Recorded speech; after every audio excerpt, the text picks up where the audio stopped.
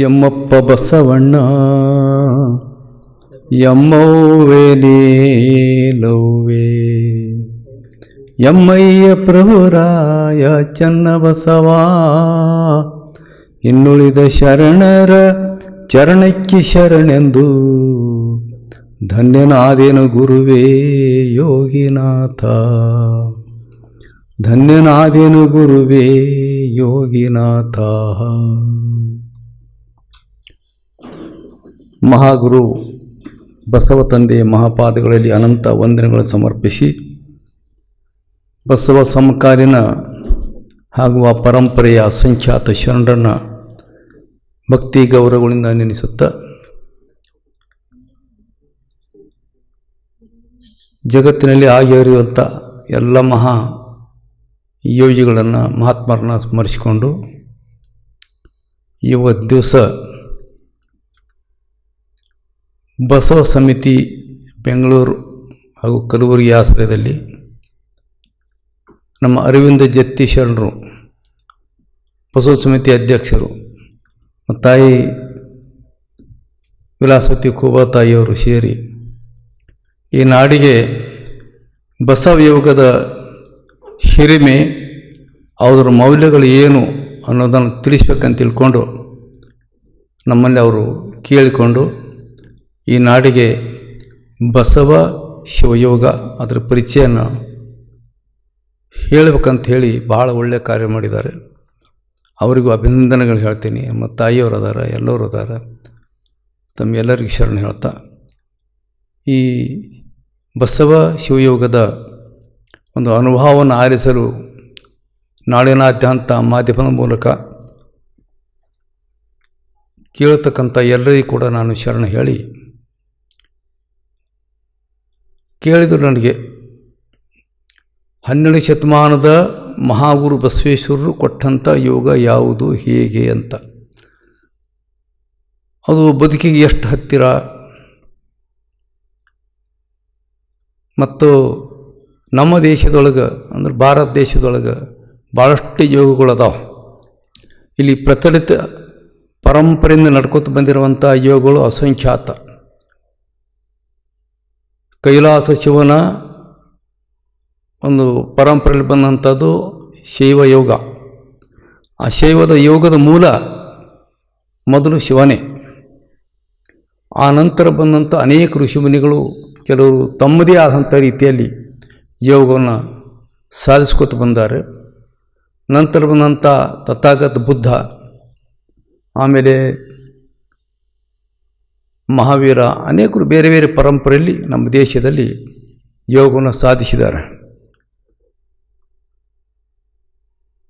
ಇವು ಎಲ್ಲಕ್ಕಿಂತ ವಿಶಿಷ್ಟವಾದಂಥದ್ದು, ಭಾಳ ಶ್ರೇಷ್ಠವಾದಂಥದ್ದು ಮತ್ತು ಪರಿಪೂರ್ಣವಾದಂಥ ಯೋಗ ಅಂದರೆ 12ನೇ ಶತಮಾನದ ಮಹಾಗುರು ಬಸವೇಶ್ವರರ ಒಂದು ಸನ್ನಿಧಾನದಲ್ಲಿ ಅಸಂಖ್ಯಾತ ಮಹಾಶರಣರು, ವ್ಯೋಮಕಾಯ ಸಿದ್ಧ ಅಲ್ಲಂಪ್ರಭು ದೇವರಾಗಿರ್ಬೋದು, ಮಹಾಮಾತೆ ನೀಲಾಂಬಿಕೆ ತಾಯಿಯವರಾದರು, ಅಕ್ಕ ಮಹಾದೇವಿ ಆಗಿರ್ಬೋದು, ಸಿದ್ದರಾಮೇಶ್ವರ ಆಗಿರ್ಬೋದು, ಇವರು ಹಡಪದ ಲಿಂಗಮ್ಮನವರು, ಹಡಪದ ಅಪ್ಪಣ್ಣನವರು ಸೇರಿ ಅಸಂಖ್ಯಾತ ಶರಣರು, ಒಬ್ಬರ ಇಬ್ಬರ 770 ಜನ ಮಹಾಯೋಗಿಗಳು ಒಂದೇ ಸ್ಥಳದಲ್ಲಿ ಒಂದೇ ಕಾಲಕ್ಕೆ ಆಗಿ ಹೋಗಿದ್ದು ಜಗತ್ತಿನ ಒಂದು ವಿಸ್ಮಯ. ಇದು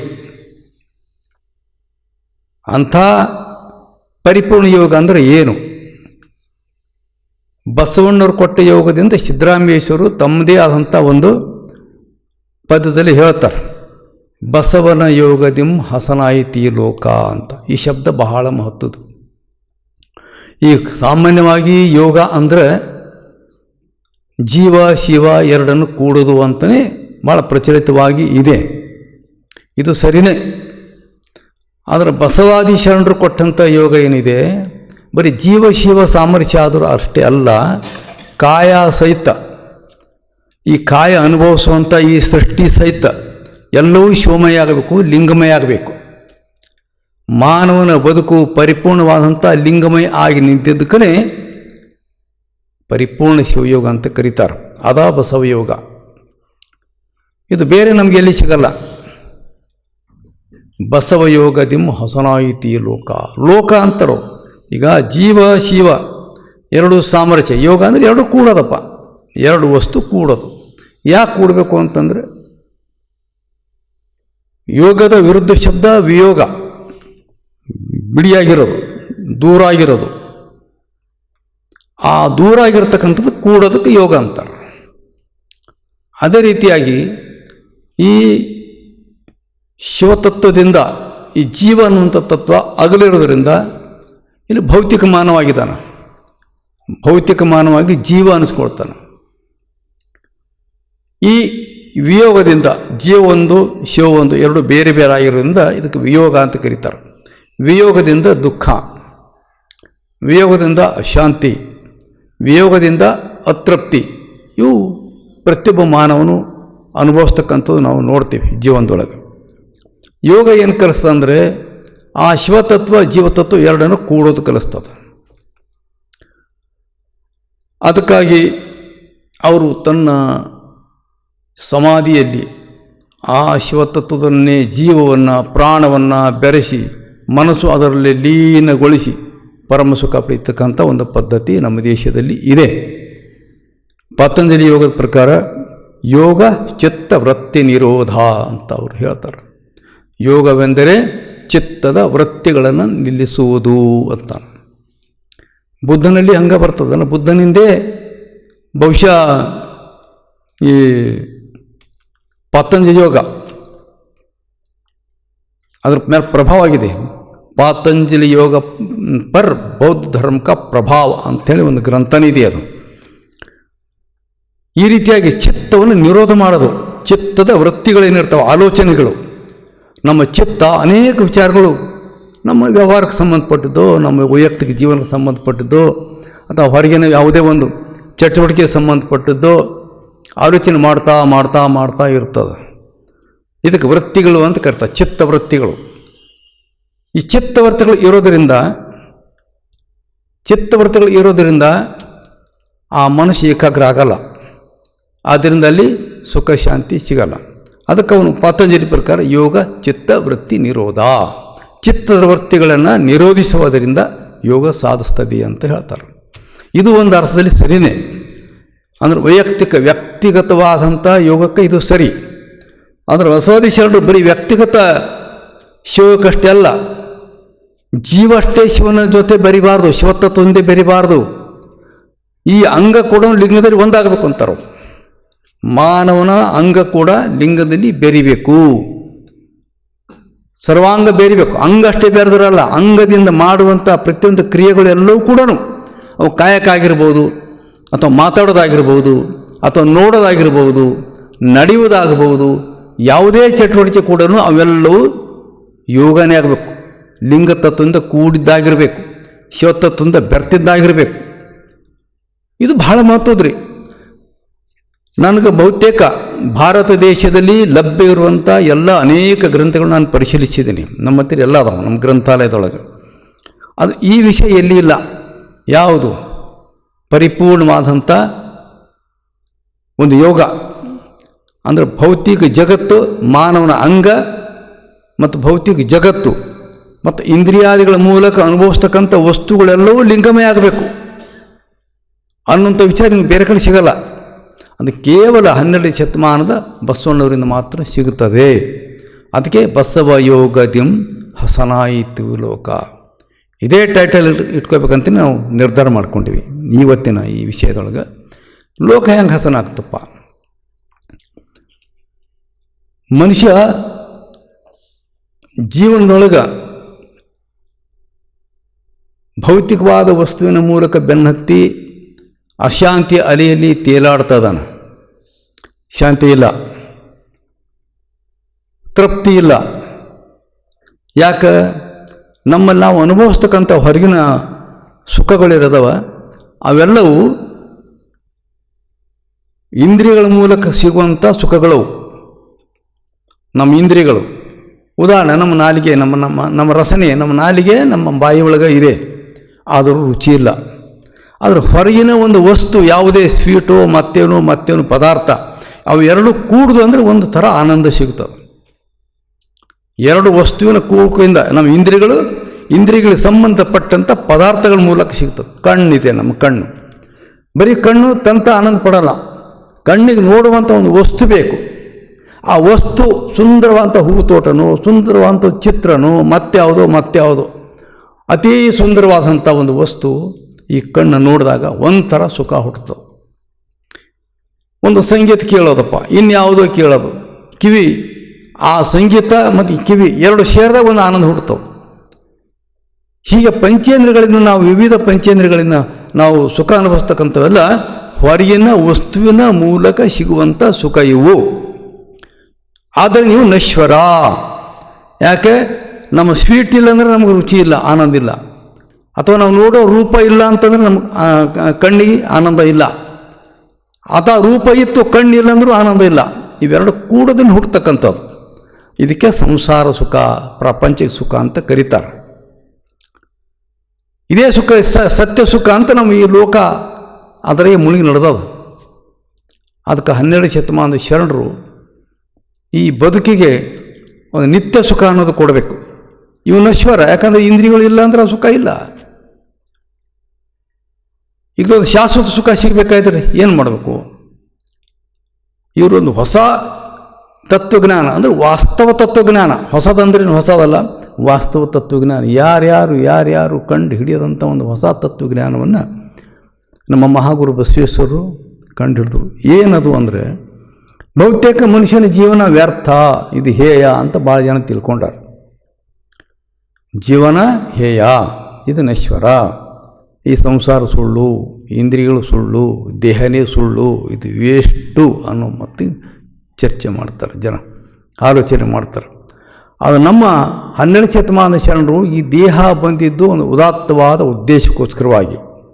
ಮಾನವ ಜೀವ ಬಂದದ್ದು ಉದಾತ್ತವಾದ ಉದ್ದೇಶವನ್ನು ಹೊತ್ತು ಬಂದಿದೆ.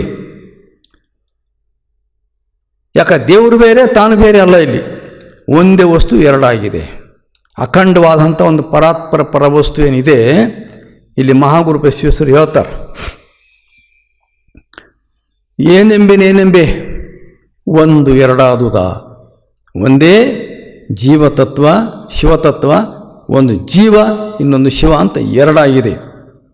ತನ್ನದೇ ಒಂದು ಅಂಶವನ್ನು ಬೇರ್ಪಡಿಸಿ ಆ ಪರಾತ್ಪರ ವಸ್ತು ಅಂದರೆ ಅದು ಹಲವು ಹೆಸರಿನ ಲಿಂಗ ಅಂತ ಕರಿಬೋದು. ಲಿಂಗ ಅಂತ ತಗೊಂಡಾಗ ಈ ಹೊರಬಿದ್ದಂಥ ಅದರಿಂದ ಬೇರ್ಪಟ್ಟಂಥ ತಂದೆ ಆದಂಥ ಅಂಶ ಅದಕ್ಕೆ ಅಂಗ ಅಂತ ಕರೀತಾರೆ. ನೀವು ಶಿವತತ್ವ ಅಂತ ತಗೊಂಡಾಗ ಇದು ಜೀವತತ್ವ ಅಂತ ಕರೀತಾರೆ. ಅದು ಆತ್ಮತತ್ವ ಅಂತ ತಗೊಂಡಾಗ ಇದು ಪರಮಾತ್ಮ ತತ್ವ ಅಂತ ಬರ್ತದೆ. ಆತ್ಮತತ್ವ ಅಂತ ನೀವು ಪರಮಾತ್ಮ ಅಂತ ತಗೊಂಡಾಗ ಇದು ಆತ್ಮತತ್ವ ಅಂತ ಬರ್ತದೆ. ಹೀಗೆ ಆ ಒಂದೇ ವಸ್ತು ಎರಡಾಗಿದೆ. ಅದು ಆ ಎರಡು ಆದಾಗ ಆ ಎರಡು ಆದಂಥ ವಸ್ತುವಿಗೆ ಆತ್ಮ ಅಂತ ಕರೆದರು ಅಥವಾ ಅಂಗ ಅಂತ ಕರೆದರು. ಇದರ ಮೂಲಕವಾಗಿ ಒಂದು ಹೊಸ ವಿಜ್ಞಾನ ಶರಣರದು ಹೆಂಗೆ ಕಂಡು ಹಿಡ್ತಾರೆ ಇವರು ಅಂದರೆ, ಬಹುತೇಕ ನಾನು ಯಾವ ತತ್ವಜ್ಞಾನದಲ್ಲಿ ಈ ವಿಷಯ ಕಂಡಿಲ್ಲ. ಯಾಕಂದ್ರೆ ನನಗೆ 4 ವೇದಗಳ ಅಧ್ಯಯನ ಇದೆ, 18 ಪುರಾಣ ನಾನು ನೋಡೀನಿ. ನನ್ನ ಹತ್ತಿರ ಎಲ್ಲ ಅದಾವ. ನಮ್ಮ ಗ್ರಂಥಾಲಯದೊಳಗೆ ಹಲವು ಉಪನಿಷತ್ತುಗಳದಾವ. ಆಮೇಲೆ ಪ್ರಾಚೀನ 64 ಆಗಮಗಳು ನಮ್ಮ ಬಸವ ಕಲ್ಯಾಣದ ನಮ್ಮ ಗ್ರಂಥಾಲಯದಲ್ಲಿ ಎಲ್ಲ ಸಿಗ್ತಾವೆ, ನೋಡ್ಬೋದು. ಬ್ರಹ್ಮಸೂತ್ರ, ಭಗವದ್ಗೀತೆ, ಅನೇಕ ಯೋಗಶಾಸ್ತ್ರಗಳು ನಾನು ನೋಡೀನಿ. ಈ ಬಸವಾದಿ ಶರಣರು ಕೊಟ್ಟಂಥ ಈ ಸೂತ್ರ ಎಲ್ಲಿ ನಮಗೆ ಸಿಕ್ಕಿಲ್ಲ. ಯಾವುದದು? ಒಂದೇ ವಸ್ತು ಎರಡಾಗಿದ್ದು. ಒಂದು ಪರಾತ್ಪರ ವಸ್ತು ಅನ್ನುವಂಥ ವಸ್ತುವೇನಿದೆ ಅದು ತನ್ನೊಂದು ಅಂಶವನ್ನು ಬೇರ್ಪಡಿಸಿ ಎರಡಾಯಿತು. ಯಾಕಾಯಿತು ಅಂದರೆ ಲಿಂಗ ಲೀಲಾ ವಿಲಾಸ ಮಾಡಬೇಕಂಥೇಳಿ ಲಿಂಗದ ಲೀಲೆ ಆಡಬೇಕು. ನಾನು ಒಂದೇ ಎರಡಾಗಿ ಲೀಲೆ ಆಡಬೇಕು. ಈಗ ಒಂದು ತಾಯಿ ಗರ್ಭದೊಳಗೆ ಮಗು ಇರ್ತದೆ. ಆ ಮಗು ಹೊರಗಿಂದ ಅಲ್ಲ, ಅದು ತಾಯಿಯ ಗರ್ಭದ ಒಳಗಿಂದೇ ಬಂದು ಕೈಯಾಗ ಬಂದು ಮುದ್ದಾಡ್ತದೆ. ಅದಕ್ಕೊಂದು ಲೀಲಾ ಅಂತಾರೆ. ಒಂದೇ ತಾಯಿನೇ ಎರಡಾಗಿದ್ದು. ಹಂಗೆ ಆ ಲಿಂಗನೇ ಮಹಾಘನ ಲಿಂಗವೇ ತನ್ನ ಅಂಶವನ್ನು ಹೊರಗೆ ಹಾಕಿದ ಅಂಗ ಅನಿಸ್ಕೊಳ್ತು, ಅಥವಾ ಆತ್ಮ ಅನಿಸ್ಕೊಳ್ತು, ಅಥವಾ ಜೀವ ಅನಿಸ್ಕೊಳ್ತು. ಎರಡಾತು. ಇದು ಒಂದು ಉದ್ದೇಶಕ್ಕಾಗಿ ಬಂದಿದೆ. ಆತ್ಮತತ್ವದಿಂದ ಆಕಾಶ ತತ್ವ, ಆಕಾಶ ತತ್ವದಿಂದ ವಾಯುತತ್ವ, ವಾಯುತತ್ವದಿಂದ ಅಗ್ನಿ ತತ್ವ, ಅಗ್ನಿ ತತ್ವದಿಂದ ಅಪ್ಪು ಅಂದರೆ ನೀರು. ಆ ನೀರು ಗಟ್ಟಿಕೊಂಡು ಈ ಪೃಥ್ವಿ ಆಯಿತು. ಆ ಪರತ್ಪರ ವಸ್ತುವೇನು ಆತ್ಮ ಹೊರಗೆ ಬಂದಿತ್ತಲ್ಲ, ಅದ್ರ ಒಳಗಿಂದ ಇವು 6 ಸೇರಿಕೊಂಡು ಇಡೀ ಸೃಷ್ಟಿ ನಿರ್ಮಾಣ ಆಯಿತು. ಯಾವುದು? ಸರಿಯಾಗಿ ಗಮನಿಸಿಕೆ ಮಾತನ್ನು ಫಿಲಾಸಫಿ ಅಂತಾರೆ. ಇದರ ಯೋಗ ತಿಳಿಯಲ್ಲ ಬಸವಾದಿ ಶರಣ. ಪೂರ್ಣ ಯೋಗ ಹೇಗೆ? ಪರಿಪೂರ್ಣ ಯೋಗ ಅಂದರೆ ಏನು? ಜೀವ ಹೋಗಿ ಶಿವನಲ್ಲಿ ಬೆರ್ತಕೊಳ್ಳಿ, ಅದು ದೊಡ್ಡದೇ ಇಲ್ಲ ಅಂತ ನಾನು ಹೇಳಲ್ಲ. ಧ್ಯಾನದ ಮೂಲಕ, ಯೋಗದ ಮೂಲಕ, ಸಾಧನೆಯ ಮೂಲಕ ಈ ಜೀವ, ಈ ಪ್ರಾಣ ಪರಮಾತ್ಮನ ಆನಂದದೊಳಗೆ ಮುಳುಗೋದು ಒಂದು ಯೋಗನೇ. ಆದರೆ ಈ ಅಂಗ ಸಹಿತ ಲಿಂಗ ಆಗಬೇಕಲ್ಲ. ಆಮೇಲೆ ಅಂಗ ಮಾಡುವಂಥ ಬದುಕೆಲ್ಲ ಲಿಂಗಮಯ ಆಗಬೇಕಾದ್ರೆ ಇದು ಸತ್ತು ತಿಳ್ಕೊಬೇಕಾಗ್ತದೆ ನಾವು. ಯಾಕಂದರೆ ನೋಡಿ ಹೆಂಗೆ ಹೇಳ್ತಾರೋ, ಪರಸ್ಪರ ವಸ್ತು ಬೇರಾದಂಥ ಈ ಆತ್ಮತತ್ವದಿಂದ ಆಕಾಶ ಉಗಮವಾಯಿತು. ಸಾಕಷ್ಟು ವಚನಗಳು ನಮ್ಮ ವಚನ ತತ್ವ ಗ್ರಂಥ ಎಲ್ಲ ಆಧಾರಗಳು ಇದರ ಶರಣರ ವಚನಗಳು ಹಾಕಿದ್ದೀವಿ. ಆಕಾಶ ತತ್ವ ಉದಾಯಿತು, ಆಕಾಶದಿಂದ ವಾಯುತತ್ವ, ವಾಯುತತ್ವದಿಂದ ಅಗ್ನಿತತ್ವ, ಅಗ್ನಿತತ್ವದಿಂದ ಜಲತತ್ವ, ಜಲತತ್ವದಿಂದ ಈ ಪೃಥ್ವಿ ಗಟ್ಟಿಗೊಂಡಿತು. ಇವು 5 ಪಂಚತತ್ವಗಳಿಂದ ಇಡೀ ಬ್ರಹ್ಮಾಂಡ, ಈ ಸೃಷ್ಟಿ ನಿರ್ಮಾಣ ಆಯಿತು. ನೋಡಿ, ಒಂದು ಮರ ಬೆಳಿಬೇಕಾಯ್ತು ಅಂದರೆ ಅದಕ್ಕೆ ಭೂಮಿ ಬೇಕು, ನೆಲ, ಅದಕ್ಕಿಟ್ಟು ಜಲ, ಅದಕ್ಕಿಟ್ಟು ಅಗ್ನಿ, ಇಟ್ಟು ವಾಯು ಎಲ್ಲವೂ ಬೇಕಾಗ್ತವೆ. ಅಂದರೆ ಒಂದು ಸಸಿ ಮ್ಯಾಲೆ ಹೇಳ್ತದೆ, ಮರ ಆಗ್ತದೆ. ಇದು ವೈಜ್ಞಾನಿಕ ಸತ್ಯ. ಇದು ಅದೇ ಸೃಷ್ಟಿ ನಿರ್ಮಾಣಕ್ಕೆ ಆ ಪಂಚಮಹಾಭೂತಗಳು ಕಾರಣ ಹೆಂಗಾಗಿವೋ, ನಮ್ಮ ಅಂಗಕ್ಕೆ ಕೂಡ ಆ ಪಂಚಮಹಾಭೂತಗಳು ಸೇರಿಕೊಂಡು ಈ 25 ತತ್ವಗಳಿಂದ ಈ ಅಂಗವಾಗಿದೆ ನಮ್ಮದು. ಇದು ಅಂಗ ಕೂಡ ಪಂಚಮಹಾಭೂತದ್ದೇ. ಇದರೊಳಗೆ ಆತ್ಮತತ್ವ ಒಂದು ಅಥವಾ ಲಿಂಗ ತತ್ವದ ಒಂದು ಅಂಶವಾದಂಥ ಅಂಗ ಒಂದು ಸೇರ್ಕೋತು ಅಂದರೆ ಇದಕ್ಕೆ ಮಾನವ ಅಂತ ಕರೀತಾರೆ, ಮನುಷ್ಯ ಅಂತ ಕರೀತಾರೆ. ಇಂಥ ಒಂದು ಭಾಳ ಉದಾತ್ತವಾದ ತತ್ವ ಜ್ಞಾನ ನಮ್ಮ ಶರಣರು ಕೊಟ್ಟರು. ಈಗ ಈ ಅಂಗ ಬರೀ ಅಂಗಾಗಿ ಉಳಿಬಾರ್ದು, ಈ ಇಂದ್ರಿಯಗಳು ಬರೀ ಇಂದ್ರಿಯಾಗಿ ಉಳಿಬಾರ್ದು, ಇವೆಲ್ಲವೂ ಲಿಂಗಮಯ ಆಗಬೇಕು. ಹಿಂಗಾಗಬೇಕಾದ್ರೆ ಏನು ಮಾಡಬೇಕು? ನಮ್ಮ ಸರ್ವಾಂಗ ಎಲ್ಲವೂ ಲಿಂಗಮಯ ಮಾಡ್ಕೋಬೇಕು. ಇವೆಲ್ಲ ಲಿಂಗಮಯ ಆಗಬೇಕು. ಇದು ನಮ್ಮ ಬಸವಾದಿ ಶರಣರ ಭಾಳ ಶ್ರೇಷ್ಠವಾಗಿರ್ತಕ್ಕಂಥ ಒಂದು ಉದಾತ್ತವಾದ ಒಂದು ತತ್ವಜ್ಞಾನ. ಅದಕ್ಕಾಗಿ ಅವರು ಒಂದೇ ವಸ್ತು ಏನೆಂಬೆ ನೇನೆಂಬೆ ಒಂದು ಎರಡಾದುದು, ಏನೆಂಬೆ ನೇನೆಂಬೆ ಎರಡು ಒಂದಾದುದ, ಎರಡು ಒಂದಾದು. ಆ ವಸ್ತು ಒಂದೇ ಎರಡಾಯಿತು, ಎರಡಾಗಿದ್ದು ಒಂದಾಯಿತು. ಇದೆಂಥ ಅದ್ಭುತ ಅಂತ ಮಹಾಗುರು ಬಸವೇಶ್ವರರು ವರ್ಣನೆ ಮಾಡ್ತಾರೆ. ಇನ್ನೊಂದು ನನಗೆ ಉರ್ಲಿಂಪದಿ ಶರಣರದೊಂದು ವಚನ ನನ್ನನ್ನು ಬರ್ತದೆ. ಏನೆಂಬೆ ನೇನೆಂಬೆ ಅನ್ನೋ ವಚನಕ್ಕೆ ಪೂರಕವಾಗಿ ಏನು ಹೇಳ್ತಾರೆ ಅವರು ಉರ್ಲಿಂಪದಿ ಶರಣರು? ಒಂದೇ ವಸ್ತು ಪರಮಾತ್ಮ ಜೀವಾತ್ಮನಿಂದ ಆಯಿತು. ಯಾಕೆ ಎರಡು ಒಂದು ಕೂಡಬೇಕಾಯ್ತು ಅಂದರೆ ಒಂದೇ ಅಂಶ ಇದ್ದರೆ ಕೂಡಬೇಕಲ್ಲ. ಶಿವತತ್ವದ ಅಂಶ ಇದ್ದರೆ ಶಿವನಲ್ಲಿ ಬೆರೀತದ್ರೆ ಇದ್ರ ಯೋಗ ಆಗಲ್ಲ. ಈಗ ಕಲ್ಲು ನೀರು ಕೂಡಲ್ಲ, ಆಯ್ಸ್ ಕಲ್ಲು ನೀರು ಆದರೂ ಒಂದು ಬೆರಿತಾವೆ, ಆಣೆಕಲ್ಲು ಕರ್ತಂದ್ರೆ ಬೆರೀತದೆ. ಈ ಒಂದು ಅಂಶ ಕೂಡ್ತದ ಒಂದೇ ಅಂಶ ಇದ್ರೆ. ಅದಕ್ಕೋಸ್ಕರವಾಗಿ 5 ಈ ಪಂಚಮಹಾಭೂತಗಳಿಂದ ಏನು ಮನುಷ್ಯನ ಅಂಗ ಅದು. ಇದರ 25 ಪಾರ್ಟ್ಗಳು ಭಾಳ ಮುಖ್ಯ ಅದಾವೆ. ಏನು ಅಂತಂದರೆ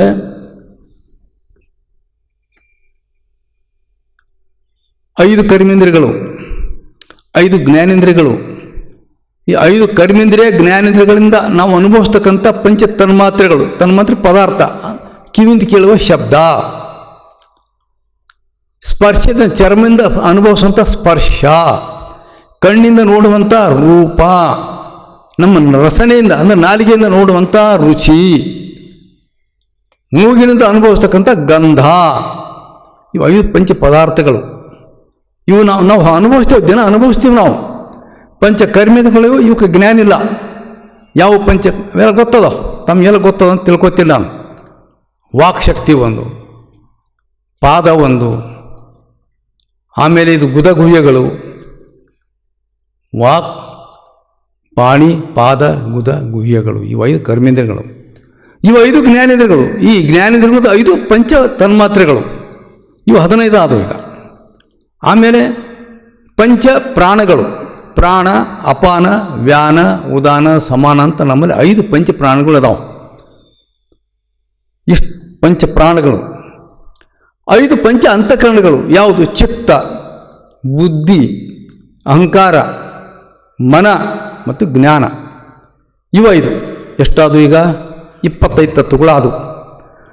5 ಕರ್ಮೇಂದ್ರಿಯಗಳು, 5 ಜ್ಞಾನೇಂದ್ರಿಯಗಳು, 5 ಜ್ಞಾನೇಂದ್ರಿಯಗಳ ಪಂಚ ವಿಷಯಗಳು, ಪಂಚ ಪ್ರಾಣಗಳು, ಪಂಚ ಅಂತಃಕರಣಗಳು. ಈ ಥರ ನಮ್ದೇನದ ಅಂತಂದ್ರೆ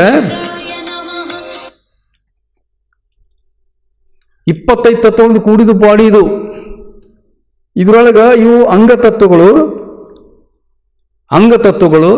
25, ಶಿವತತ್ವಗಳಂತ 11 ಬರ್ತಾವ್ರಿ. ಈ ಶಿವತತ್ವಗಳು 11 ಕೂಡಿದ್ರೆ ಎಷ್ಟಾಯಿತು? ಯಾವ ಪಂಚ ಸಾಧಕೆಗಳು ಪಂಚ ಕಲೆಗಳು ಅಂತ ಬರ್ತಾವೆ. ಅದ್ರಾಗ ಶಿವತತ್ವ ಒಂದು ಆತ್ಮತತ್ವ ಒಂದು ಸೇರಿದ್ರೆ, ಶಿವಾಂಶಿಕವಾದಂಥ ಆತ್ಮತತ್ವ ಸೇರಿದ್ರೆ 11 ಆಗ್ತಾವೆ. 11 ಮತ್ತು ಇವು 25 ತತ್ವಗಳು ಕೂಡಿ 36 ತತ್ವಗಳಿಂದ ಇದು ಕೂಡ್ಯದ. ನಮ್ಮ ಬದುಕಿರೋದು 36 ತತ್ವಗಳಿಂದ ಕೂಡಿದೆ.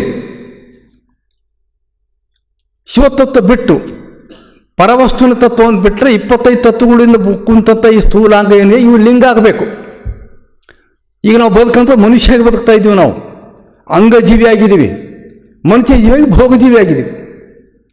ಭೋಗಜೀವಿಯಾಗಿ ಎಂದೆಂದೆಂದೆಂದೆಂದಿ ಕೂಡ ನಾವು ತೃಪ್ತಿ ಜೀವನ ಅನುಭವಿಸ್ತಾ ಇಲ್ಲ. ಅತೃಪ್ತಿ ಅಲೆಯಲ್ಲಿ ತೇಲಾಡ್ತಾ ಇದ್ದೇವೆ. ಸಂತೃಪ್ತಿ ಪಡಿಬೇಕಲ್ಲ. ಈ ಅಂಗ ಲಿಂಗ ಆಗಬೇಕು. ಅಂಗಲಿಂಗ ಆಗೋದಕ್ಕೆ ಪರಿಪೂರ್ಣ ಯೋಗ ಅಂತ ಕರೀತಾರೆ. ಅಂಗಲಿಂಗ ಆಗಲಿಲ್ಲ ಇದು ಬೇರೆ ಎಲ್ಲಿ ಸಿಗಲ್ಲ ನಿಮ್ಗೆ. ನಮ್ಮ ಎಲ್ಲೆಲ್ಲೆಲ್ಲೆಲ್ಲಿ ಬೇರೆ ಸಿಗೋದಿಲ್ಲ. ಅಂಗಲಿಂಗ ಆಗ್ತಕ್ಕಂಥ 25 ತತ್ವಗಳು ಕೂಡಬೇಕು, ಲಿಂಗಮಯ ಆಗಬೇಕು. ಇವು 11 ತತ್ವಗಳು ಕೂಡಬೇಕು. ಇಷ್ಟು ಕೂಡಿದು ಅಂಗ ಇದೆ. ಅಕ್ಕ ಮಹಾದೇವರು ತಮ್ಮ ಒಂದು ಯೋಗಾಂಗ ತ್ರಿವಿಧಿಯಲ್ಲಿ ಹೇಳ್ತಾರೆ. ಹೆಂಗೆ ಹೇಳ್ತಾರಂತಂದ್ರೆ, 9 ಚೌಕದ ಉಂಬುಡುವ ಮನೆಯನ್ನು ನಂಬಾದೆ ಕಡೆಗೆ ತೊಲಗಿಸುತ್ತ. 9 ಚೌಕದ 9 ಚೌಕದ ಉಂಬುಡುವ ಮನೆಯನ್ನು ನಂಬಾದೆ ಕಡೆಗೆ ತೊಲಗಿಸುತ್ತ. ನಂಬಾದೆ ಕಡೆಗೆ ತೊಲಗಿಸುತ್ತ ಮುಂದಾಣ ಸಂಭ್ರಮದ ಮನೆಗೆ ನಡೆದೇನು. ಇದು 9 ಚೌಕ ಅಂದ್ರೆ 9 4 36. ಇದು 36 ತತ್ವದ ಐತಲ್ಲ ಇದು ಅಂಗ.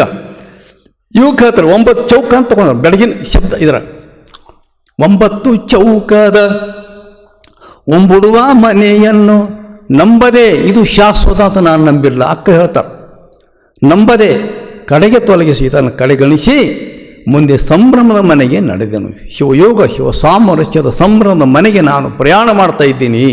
ಎಂಥ ಮಾತು ಅಕ್ಕ ಹೇಳ್ತಾರೆ. ಇದು ಪರಿಪೂರ್ಣ ಶಿವಯೋಗ. ಮಹಾಗುರು ಬಸವೇಶ್ವರರು ಹೇಳುವಂಥ ಮತ್ತು ನೆನಪಿ ತರ್ತೀನಿ ನಮ್ಮ ನಾಡಿನ ಜನತೆಗೆ, ನಮ್ಮ ಯೋಗದ ಬಗ್ಗೆ ಕೇಳ್ತಕ್ಕಂಥ ಎಲ್ಲ ನಮ್ಮ ಸ್ವಹೃದಯಗಳಿಗೆ, ಬಸವಯೋಗದಿಂ ಹಸನಾಯಿತಿ ಲೋಕ. ಲೋಕ ಯಾಕೆ ತಗೊಂಡ್ರು ಇದು ಗಮನಿಸ್ಬೇಕು ನಾವು. ಅಕ್ಕಮಾದಿ ಹೇಳುವಂಥ ಈ ಮಾತಿನ ಪ್ರಕಾರ ಈ 36 ತತ್ವಗಳಿಂದ ಕೂಡಿರ್ತಕ್ಕಂಥ ಇದನ್ನು ತಪ್ಪಿ ನಾವು ಲಿಂಗದಲ್ಲಿ ಬೆರೆಸಬೇಕು, ಪರಮಾತ್ಮನಲ್ಲಿ ಬೆರೆಸಬೇಕು. ಅದು ಪೂರ್ಣ ಯೋಗ ಆಗ್ತದೆ. ಇದು ಬಸವ ಯೋಗ. ಈ ಅಂಗ ಲಿಂಗ ಆಗಬೇಕು. ಈ ಅಂಗ ಸರ್ವಾಂಗ ಇಂದ್ರಿಯಗಳು ಲಿಂಗಮಯ ಆಗಬೇಕು, ಪಂಚ ಪದಾರ್ಥಗಳು ಲಿಂಗಮಯ ಆಗಬೇಕು, ಕರ್ಮೇಂದ್ರಿಯಗಳು ಜ್ಞಾನೇಂದ್ರಿಯಗಳೆಲ್ಲವೂ ಲಿಂಗಮಯ ಆಗಬೇಕು. ಈ ಸರ್ವಾಂಗ ಲಿಂಗಿ ಆಯಿತು ಅಂದ್ರೆ ಆವಾಗ ಲಿಂಗಾಂಗ ಸಾಮರಸ್ಯ ಅಂತ ಕರೀತಾರೆ. ಅದಕ್ಕೆ ಕರೀತಾರೆ. ಇದು ಸಾಧಿಸಬೇಕಾಯ್ತು ಅಂದರೆ ಸ್ವಲ್ಪ ಕಷ್ಟಪಡಬೇಕು, ಅಭ್ಯಾಸ ಮಾಡಬೇಕು. ನಮಗೆ ಸರಳವಾದಂಥ ಒಂದು ಮಾರ್ಗ ಕೊಡು. ಮೊದಲು ತತ್ವ ತಿಳ್ಕೊಬೇಕು ನಾವು. ಈಗ ತತ್ವ ತಿಳ್ಕೊಂಡಂಗೆ ಆಯಿತು.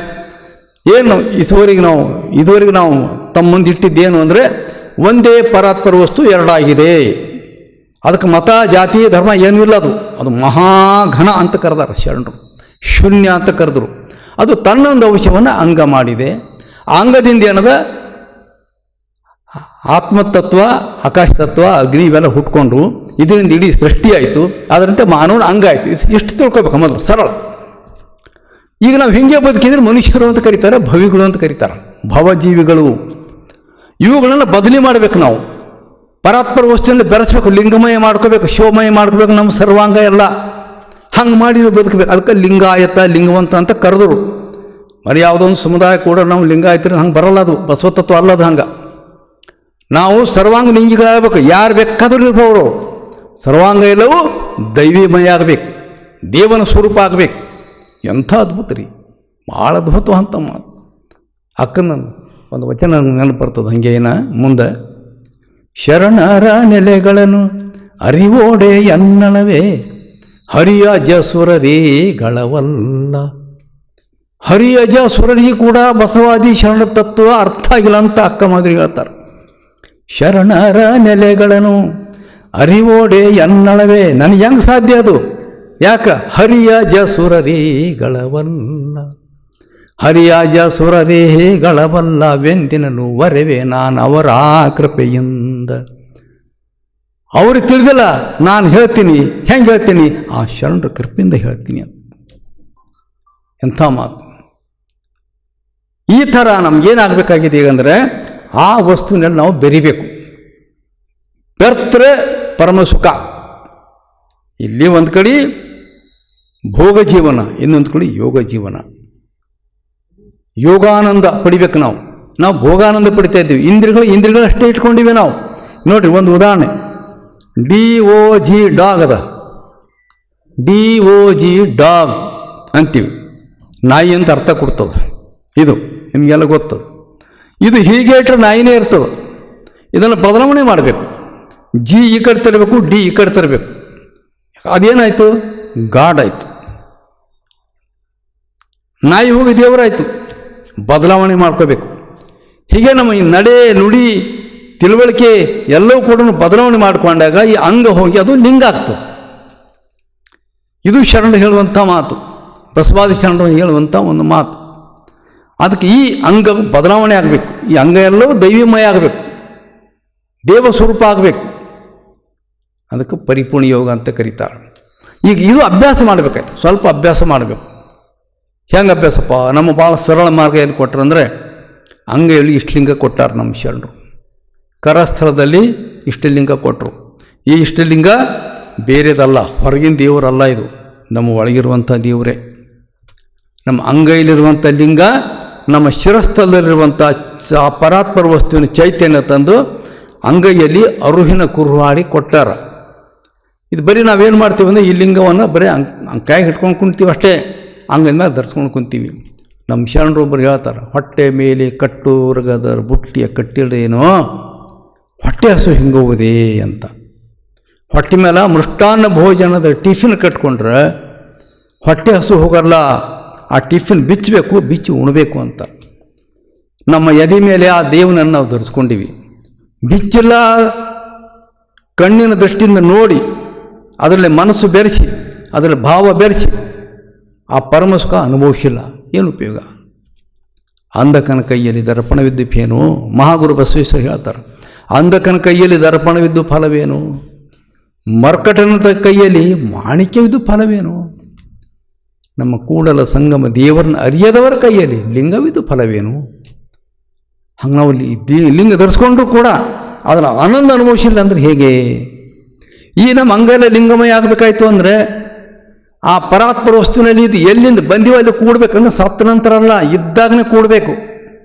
ನಾವಿದ್ದಾಗನೇ ಇಲ್ಲಿಯ ಪರಾತ್ಪರ ವಸ್ತುವನ್ನು ನಮ್ಮೊಳಗೆ ಕೂಡಿಕೊಂಡು ಬಾಳಬೇಕು. ಅದು ಜೀವನದ ಮೂಲ ಗುರಿ. ಅದಕ್ಕಂತಾರೆ ಗುರಿ ಅಂತ. ಒಂದು ಉದಾತ್ತ ಉದ್ದೇಶ ಹೊತ್ಕೊಂಡು ಅದು ಬಂದಿದೆ ಇಲ್ಲಿಗೆ, ಸುಮ್ಮನೆ ಬಂದಿಲ್ಲ ಈ ಬದುಕು. ಉದಾತ್ತ ಉದ್ದೇಶ ಹೊಟ್ಟಿದೆ. ಯಾವುದು ಉದ್ದೇಶ? ಆ ಪರಾತ್ಪರ ವಸ್ತುವಿಂದ ಬಂದಿದ್ದೇನೆ, ಅದೇ ವಸ್ತುವಿನ ಸ್ವರೂಪದ ನಾವು ಆಗಬೇಕು. ನಾನು ಉದಾಹರಣೆ ಹೇಳ್ತೀನಿ ಯಾವಾಗಲೂ. ಒಂದು ಉದಾಹರಣೆ ಯಾವುದು ಅಂದರೆ, ಯಾವುದೇ ಒಂದು ಮರದಿಂದ ಬಿದ್ದಿರುವಂಥ ಒಂದು ಬೀಜ, ಒಂದು ಆಲದ ಮರನೋ ಯಾವುದೇ ಇಟ್ಕೊಳ್ಳಿ. ಆ ಬೀಜ ಭೂಮಿ ಮೇಲೆ ಬಿತ್ತು ಅಂದರೆ ತಾನು ಹಾಗೆ ಬರಲ್ಲ. ಅದು ತನಗೆ ಜನ್ಮ ಕೊಟ್ಟಿರುವಂಥ, ತನ್ನ ಹುಟ್ಟಿಗೆ ಕಾರಣವಾಗಿರುವಂಥ ಆ ಮರದ ಅಸ್ತಿತ್ವವನ್ನು ತನ್ನೊಳಗೆ ಇಟ್ಟುಕೊಂಡು ಭೂಮಿ ಮೇಲೆ ಆ ಬೀಜ ಬೀಳುತ್ತದೆ. ಇದು ವೈಜ್ಞಾನಿಕ ಸತ್ಯ. ಆ ಬೀಜಕ್ಕೆ ಏನಾದರೂ ಒಂದು ಒಳ್ಳೆಯ ಸಂಸ್ಕಾರ ಸಿಕ್ತು ಅಂದರೆ ಒಳ್ಳೆಯ ನೆಲ, ಅದಕ್ಕೊಂದಿಷ್ಟು ಜಲ ಸಿಕ್ಕಿತು ಅಂದರೆ ಅದು ಅಂಕುರ ಹೊಡಿತದೆ. ಅಂಕುರ ಹೊಡೆದು ಸಸಿಯಾಗಿ, ಮರವಾಗಿ, ಹೆಮ್ಮರವಾಗಿ, ಯಾವ ಮರದಿಂದ ತಾನು ಉಗಮವಾಗಿತ್ತೋ, ಹುಟ್ಟುಕೊಂಡಿತ್ತೋ ಆ ಮರದಂತೆ ತಾನು ವಿಶಾಲವಾದ ಮರವಾಗಿ ನಿಲ್ತದೆ. ಸಣ್ಣ ಬೀಜ. ನಾವು ಹಾಗೆ, ಈ ಜೀವಾತ್ಮನ ಹಾಗೆ ಯಾವ ಪರಾತ್ಪರ ವಸ್ತುವಿನಿಂದ ಹೊರಹೊಮ್ಮಿ ಬಂದದ, ಅದು ತನ್ನೊಳಗೆ ದೈವತೆ ಇಟ್ಕೊಂಡೇ ಬಂದದ. ನಾವು ಶರಣ ಸಂಘದಿಂದ ಅರಿವು, ಆಚಾರ, ಯೋಗ ಇವಿಟ್ಕೊಂಡು ನಾವು ಸ್ವಲ್ಪ ಪ್ರಾಕ್ಟೀಸ್ ತಂದ್ರೆ ಒಳಗಿರುವಂಥ ಲಿಂಗ ತತ್ವ ಅರಳುತ್ತದ. ಹೆಂಗನ ದೇವ್ರ ಒಳಗಂದ್ರೆ ಹೇಳ್ತಾರೆ ಪಿಂಡ ಸ್ಥಳದಲ್ಲಿ ನಮ್ಮ ಶರಣರು, ಕಲ್ಲೊಳಗೆ ಹೊನ್ನುಂಟು, ಮರದೊಳಗೆ ಅಗ್ನಿ ಉಂಟು, ಹಾಲೊಳಗೆ ತುಪ್ಪ ಉಂಟು, ಅಂತರ್ಯಾಮಿಯಲ್ಲಿ ಶಿವನಿಹನು, ತೋರಬಲ್ಲ ಗುರು ಸುಳಿಯನು ಕೂಡಲ ಸಂಗಮ ದೇವ. ಕಲ್ಲಿನೊಳಗೆ ಬಂಗಾರ ಇರ್ತದ, ಚಿನ್ನದ ಗಣಿಯಲ್ಲಿ ನೋಡ್ಬೋದು. ಬೀಜದ ಮರ ಇರ್ತದ, ಕಟ್ಟಿಗೆ ಒಳಗೆ ಅಗ್ನಿ ಇರ್ತದೆ. ಅದಕ್ಕೆ ಸಂಸ್ಕಾರ ಸಿಕ್ಕರೆ ವಿಕಾಸ ಆಗ್ತದೆ. ಹಾಗೆ ನಮ್ಮ ಅಂತರಂಗದಲ್ಲಿ ಪರವಸ್ತು ಇದೆ, ಅದು ವಿಕಾಸ ಆಗಬೇಕು. ವಿಕಾಸ ಆಗಬೇಕು ಏನು ಮಾಡಬೇಕಪ್ಪ? ಅದು ಕರಸ್ಥಲದಲ್ಲಿರುವಂಥ ಇಷ್ಟಲಿಂಗದಲ್ಲಿ ನಾವು ಶಿವಯೋಗವನ್ನು ಅಭ್ಯಾಸ ಮಾಡಬೇಕು. ಹೆಂಗೆ ಅಭ್ಯಾಸ ಮಾಡಬೇಕು? ಇಷ್ಟಲಿಂಗದಲ್ಲಿ ಶಿವಯೋಗ ಮಾಡಬೇಕು, ಪ್ರಾಣಲಿಂಗದಲ್ಲಿ ಶಿವಯೋಗ ಮಾಡಬೇಕು, ಭಾವಲಿಂಗದಲ್ಲಿ ಯೋಗವನ್ನು ಮಾಡಬೇಕು. ಇದು ಬಸವ ಯೋಗದ 3 ಪ್ರಕ್ರಿಯೆಗಳು. 3 ಯಾಕದಾವ ಅಂದರೆ ನಮ್ಮ 3 ಅಂಗಗಳದಾವೆ. ಮನುಷ್ಯನ ಅಸ್ತಿತ್ವ ಇರೋದು 3 ಅಂಗಗಳಿಂದ. ಈಗ ನಾವು ಯಾವುದೇ ಒಂದು ಕಾರ್ಯ ಮಾಡಬೇಕಾದ್ರೆ ಮೊದಲು ಹುಟ್ಟೋದು ಇಚ್ಛಾಶಕ್ತಿ ಹುಟ್ಟುತ್ತವೆ, ಇದು ಕಾರಣಾಂಗದ್ದು. ಆಮೇಲೆ ಜ್ಞಾನಶಕ್ತಿ ಹೆಂಗೆ ಮಾಡಬೇಕು, ಏನು ಅವರು ಅಡುಗೆ ಮಾಡ್ತಾರೆ. ಮೊದಲು ಹುಟ್ಟೋದು ಇಚ್ಛಾಶಕ್ತಿ, ಇಂಥ ಅಡುಗೆ ಮಾಡಬೇಕು ಅಷ್ಟೇ, ಅಲ್ಲಿ ರೆಡಿ ಆಗಲ್ಲ ಅದು. ಆಮೇಲೆ ಹುಟ್ಟೋದು ಜ್ಞಾನಶಕ್ತಿ, ಹೇಗೆ ಮಾಡಬೇಕು, ಏನು ಮಾಡಬೇಕು ಅಂತ ಅನ್ನೋದು ಜ್ಞಾನಶಕ್ತಿ ಅಂತಾರೆ. ಅದೂ ಆಗಲ್ಲ. ಜ್ಞಾನಶಕ್ತಿ ಅಂದರೆ ನೀರು ಎಷ್ಟು ಹಾಕಬೇಕು, ಪದಾರ್ಥ ಎಷ್ಟು ಹಾಕಬೇಕು, ಶಕೆ ಎಷ್ಟು ಕೊಡಬೇಕು, ಇವೆಲ್ಲ ಕೂಡಿ ತಿಳ್ಕೊಳ್ಳೋದಕ್ಕೆ ಜ್ಞಾನ ಅಂತ ಕರೀತಾರೆ. ಆಮೇಲೆ ಅದನ್ನು ಅಲ್ಲಿಗೆ ಆಗಲ್ಲ, ಅದು ಕ್ರಿಯಾತ್ಮಕವಾಗಿ ಮಾಡಬೇಕು. ಇದು ಸ್ಥೂಲಾಂಗ. 3 ಅಂಗದಲ್ಲಿ ಒಂದೊಂದು ಪ್ರಕ್ರಿಯೆಗಳು ನಡೀತಾವೆ ನಮ್ಮ ಜೀವನದೊಳಗೆ ದಿನನಿತ್ಯ, ನಮಗೆ ಗೊತ್ತಿಲ್ಲ. ಇಚ್ಛಾಶಕ್ತಿ ಹುಡ್ತದೆ, ಜ್ಞಾನಶಕ್ತಿ ಹುಡ್ತದೆ, ಕ್ರಿಯಾಶಕ್ತಿ ಮೂಲಕ ಕಾರ್ಯ ಪೂರ್ಣ ಆಗ್ತದೆ. ಹಾಗಾಗಿ ನಮ್ಮಲ್ಲಿ ಇಷ್ಟಲಿಂಗದಲ್ಲಿ ಶಿವಯೋಗ ಮಾಡಬೇಕು, ಪ್ರಾಣಲಿಂಗದಲ್ಲಿ ಶಿವಯೋಗ ಮಾಡಬೇಕು, ಭಾವಲಿಂಗದಲ್ಲಿ ಶಿವಯೋಗ ಮಾಡಿ 3 ಅಂಗಗಳು ಕೂಡ ಆ ಪರಾತ್ಮ ವಸ್ತುವಿನಲ್ಲಿ ಬೆರಿಬೇಕು. ಇದಕ್ಕಂತರ ಬಸವ ಯೋಗ ಅಂತ. ಉಳಿದ ಯೋಗಕ್ಕೂ ಇದಕ್ಕೂ ಬಹಳ ಭಿನ್ನತಾ ಇದೆ. ಅಲ್ಲಿ ಶಿವ ಜೀವತತ್ವದಲ್ಲಿ, ಜೀವ ಹೋಗಿ ಶಿವತತ್ವದಲ್ಲಿ ಬೆರೀತು ಅಂದ್ರೆ, ಚಿತ್ತವೃತ್ತಿ ಅಡುಗೆ ಅಲ್ಲಿ ಬೆರೀತು ಅಂದ್ರೆ ಪೂರ್ಣ ಯೋಗ ಅಂತ ಅವ್ರು ಕರೀತಾರೆ. ಅದು ದೊಡ್ಡದೇ ಸಣ್ಣದೇನಲ್ಲ. ನಮ್ಮ ಶರಣ ಏನು ಹೇಳ್ತಾರೆ ಅಂತಂದ್ರೆ, ಈ 3 ಅಂಗಗಳು ಕೂಡ ಲಿಂಗದಲ್ಲಿ ಬೆರಿಬೇಕು. ಇದು ಬಹಳ ಮಹತ್ವದ್ರಿ. ಅದಕ್ಕೆ ಬಸವ ಯೋಗ ನಿಮ್ಮ ಹಸನಾಯಿತಿ ಲೋಕವೆಲ್ಲ ಸರ್ವಾಂಗ ಲಿಂಗ ಆಗಬೇಕಾದ್ರೆ ಮೊದಲು ನಾವು ಇಷ್ಟಲಿಂಗದಲ್ಲಿ ಯೋಗವನ್ನು ಅಭ್ಯಾಸ ಮಾಡಬೇಕು. ಈಗ ಅನೇಕರು ಯೋಗದ ಬಗ್ಗೆ ಭಾಳಷ್ಟು ಚರ್ಚೆಗಳು ನಡೆದಾವೆ.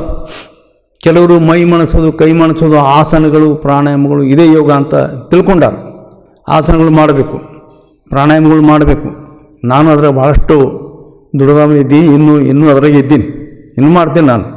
ಮುದ್ರೆಗಳು, ಆಸನ, ಪ್ರಾಣಾಯಾಮ, ಮುದ್ರೆಗಳು ಇವೆಲ್ಲ ಅಭ್ಯಾಸ ಮಾಡಬೇಕು. ಅದೇ ಯೋಗ ಅಲ್ಲ.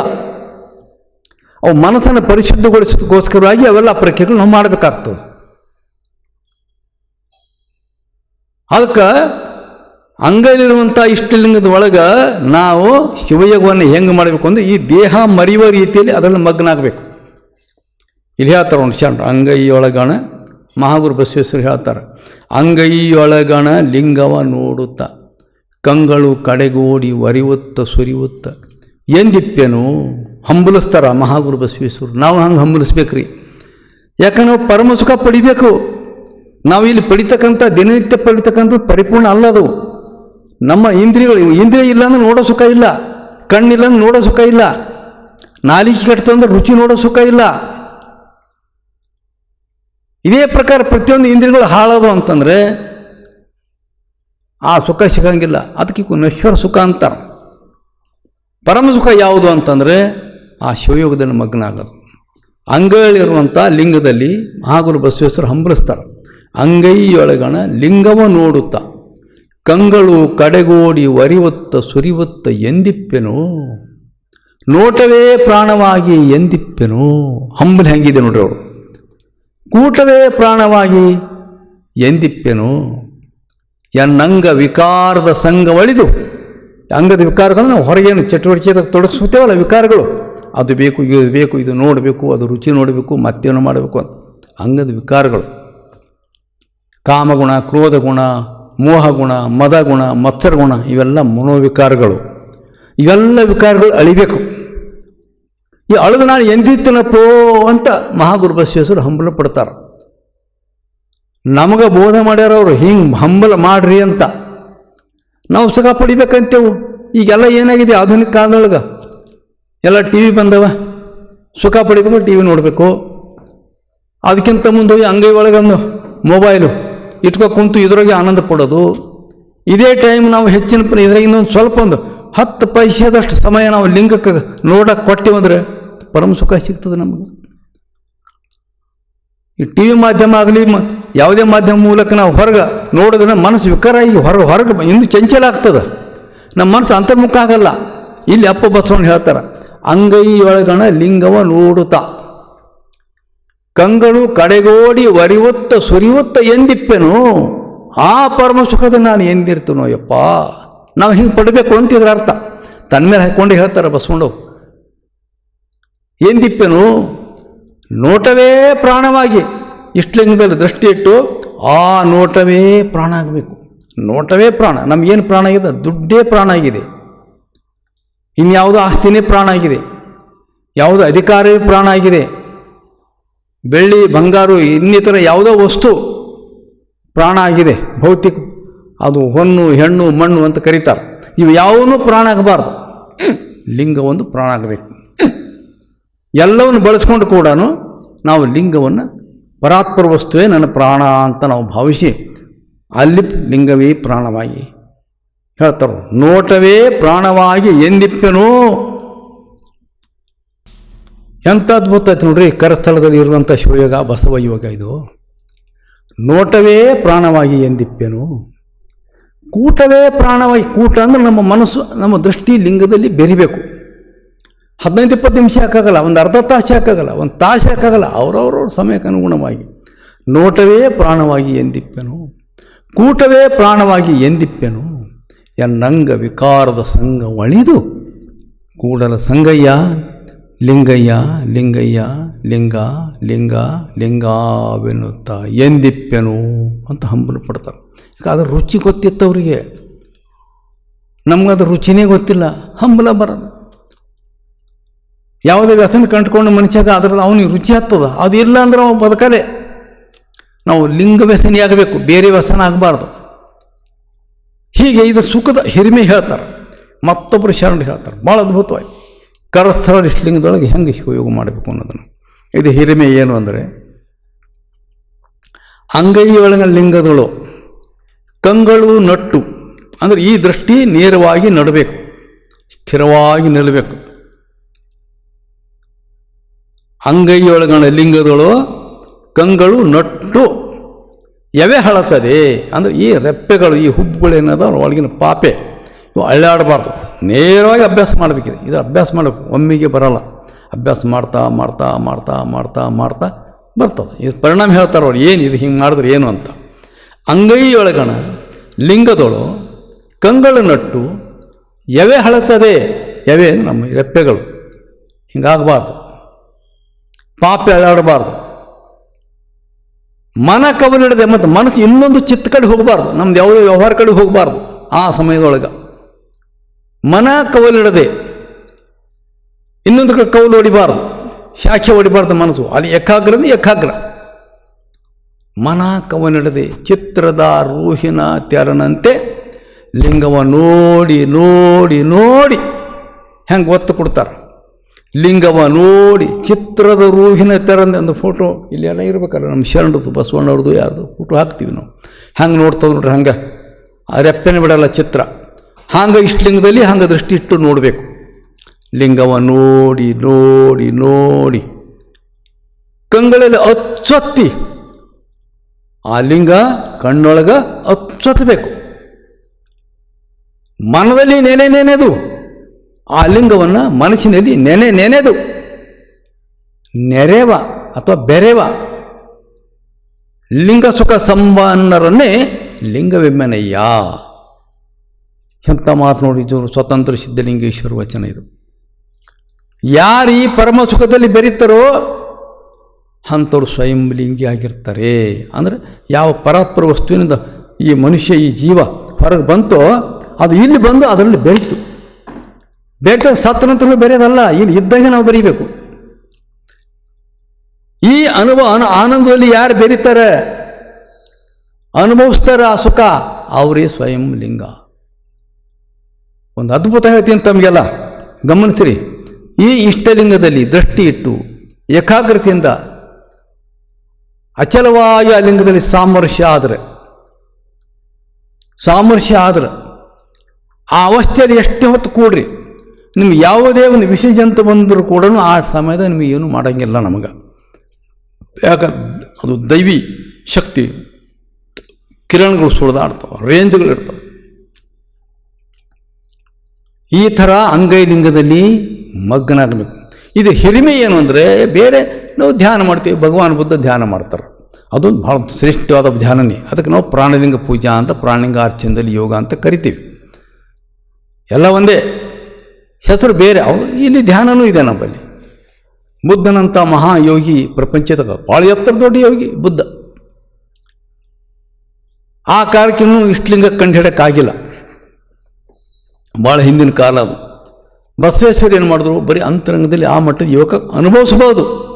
ಆದರೆ ಹೊರಗೆ ಜಗತ್ತಿಗೆ ಕೂಡ, ಈ ಕಣ್ಣಿಗೆ ಕೂಡ ಆ ಲಿಂಗ ಶಿವಯೋಗ ಸುಖ ತೋರಿಸ್ಬೇಕಲ್ಲ. ಅದಕ್ಕೆ ಅಂಗೈ ಲಿಂಗದೊಳಗೆ ದೃಷ್ಟಿ ಇಡಬೇಕು. ಹೇಗಿಡಬೇಕು? ನಮ್ಮ ಈ ಲಿಂಗ ಇಷ್ಟು ಅಂತರದಾಗ ದೂರ ಇಡಬೇಕು. ಮೂಗಿನ ತುದಿಗೆ ಸಮಾನವಾಗಿಯೇ ಈ ಲಿಂಗ ಇರಬೇಕು. ಎತ್ತರ, ಭಾಳ ಎತ್ತರ ಇರಬಾರ್ದು, ಭಾಳ ಕೆಳಗೂ ಇರಬಾರ್ದು. ಮೂಗಿನ ತುದಿ ಸಮಾನ ಲಿಂಗ ಇಟ್ಟು ಅದರೊಳಗೆ ಒಂದೇ ಜಾಗದೊಳಗೆ ದೃಷ್ಟಿ ಇಡಬೇಕು. ದೃಷ್ಟಿ ಇಟ್ಟು ಸ್ಥಿರವಾಗಿ ಎಷ್ಟೊತ್ತೆ ನೋಡಿ, ಮನಸ್ಸು ಅತ್ತಿತ್ತ ಮಿಚ್ಕದಂಗೆ ನೋಡಬೇಕು. ಸ್ಥಿರವಾಗಿ ನಿಂತು ಅದನ್ನು ಮಗ್ನಾಗಿ, ಇನ್ನೊಂದು ಕಡೆ ಚಿತ್ತ ಹರಿಯದಂಗೆ ಮಗ್ನಾಗಿ, ಲಿಂಗವೇ ಪ್ರಾಣ, ಪ್ರಾಣವೇ ಲಿಂಗ. ಹೆಂಗೆ ಮಗು ತಾಯಿಗೆ ಹೆಂಗೆ ಪ್ರಾಣ ಆಗಿರ್ತದೆ ನೋಡ್ರಿ, ನನ್ನ ಪ್ರಾಣ ಅಂತ ಅಪ್ಕೊಳ್ತಾಳೆ. ಅದಕ್ಕೆ ಬಿಟ್ಟು ಬೇರೆ ಸಂಪತ್ತಿಲ್ಲ ತಾಯಿಗೆ.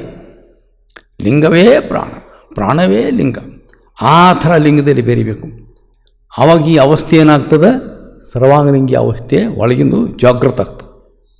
ಸುಪ್ತವಾಗಿರುವಂಥ ಬೀಜ ಒಳಗೇನಿತ್ತು, ಲಿಂಗದ ಬೀಜ ಅಂಗದೊಳಗೆ, ಈ ಮನಸ್ಸಿನೊಳಗೆ ಅದು ವಿಕಾಸ ಆಗ್ತದೆ.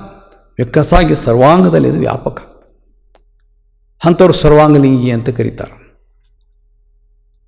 ಅಕ್ಕ ಮಾದರಿ ಹೇಳ್ತಾರೆ ಮಾತನ್ನು, ಆರೋ ಮುಖದ ಮುತ್ತು ನೀರೊಳಗ ಇರಿಸಲು, ಆರೋ ಮುಖದ ಮುತ್ತು ನೀರೊಳಗ ಇರಿಸಲು, ನೀರಳೆದು ಮುತ್ತು ಉಳಿಯಲು, ನೀರಳೆದು ಮುತ್ತು ಉಳಿಯಲು, ಆ ಮುತ್ತು ಸೇರಿಸಿದೆಯನ್ನ ಉರದೊಳಗೆ.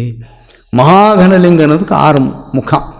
ಆಚಾರ್ಯಲಿಂಗ, ಗುರುಲಿಂಗ, ಶಿವಲಿಂಗ, ಜಂಗಮಲಿಂಗ, ಪ್ರಸಾದಲಿಂಗ, ಮಹಾಲಿಂಗ. ಇವು 6 ಮುಖದ ಮುತ್ತು ಈ ಮಹಾಘನಲಿಂಗ.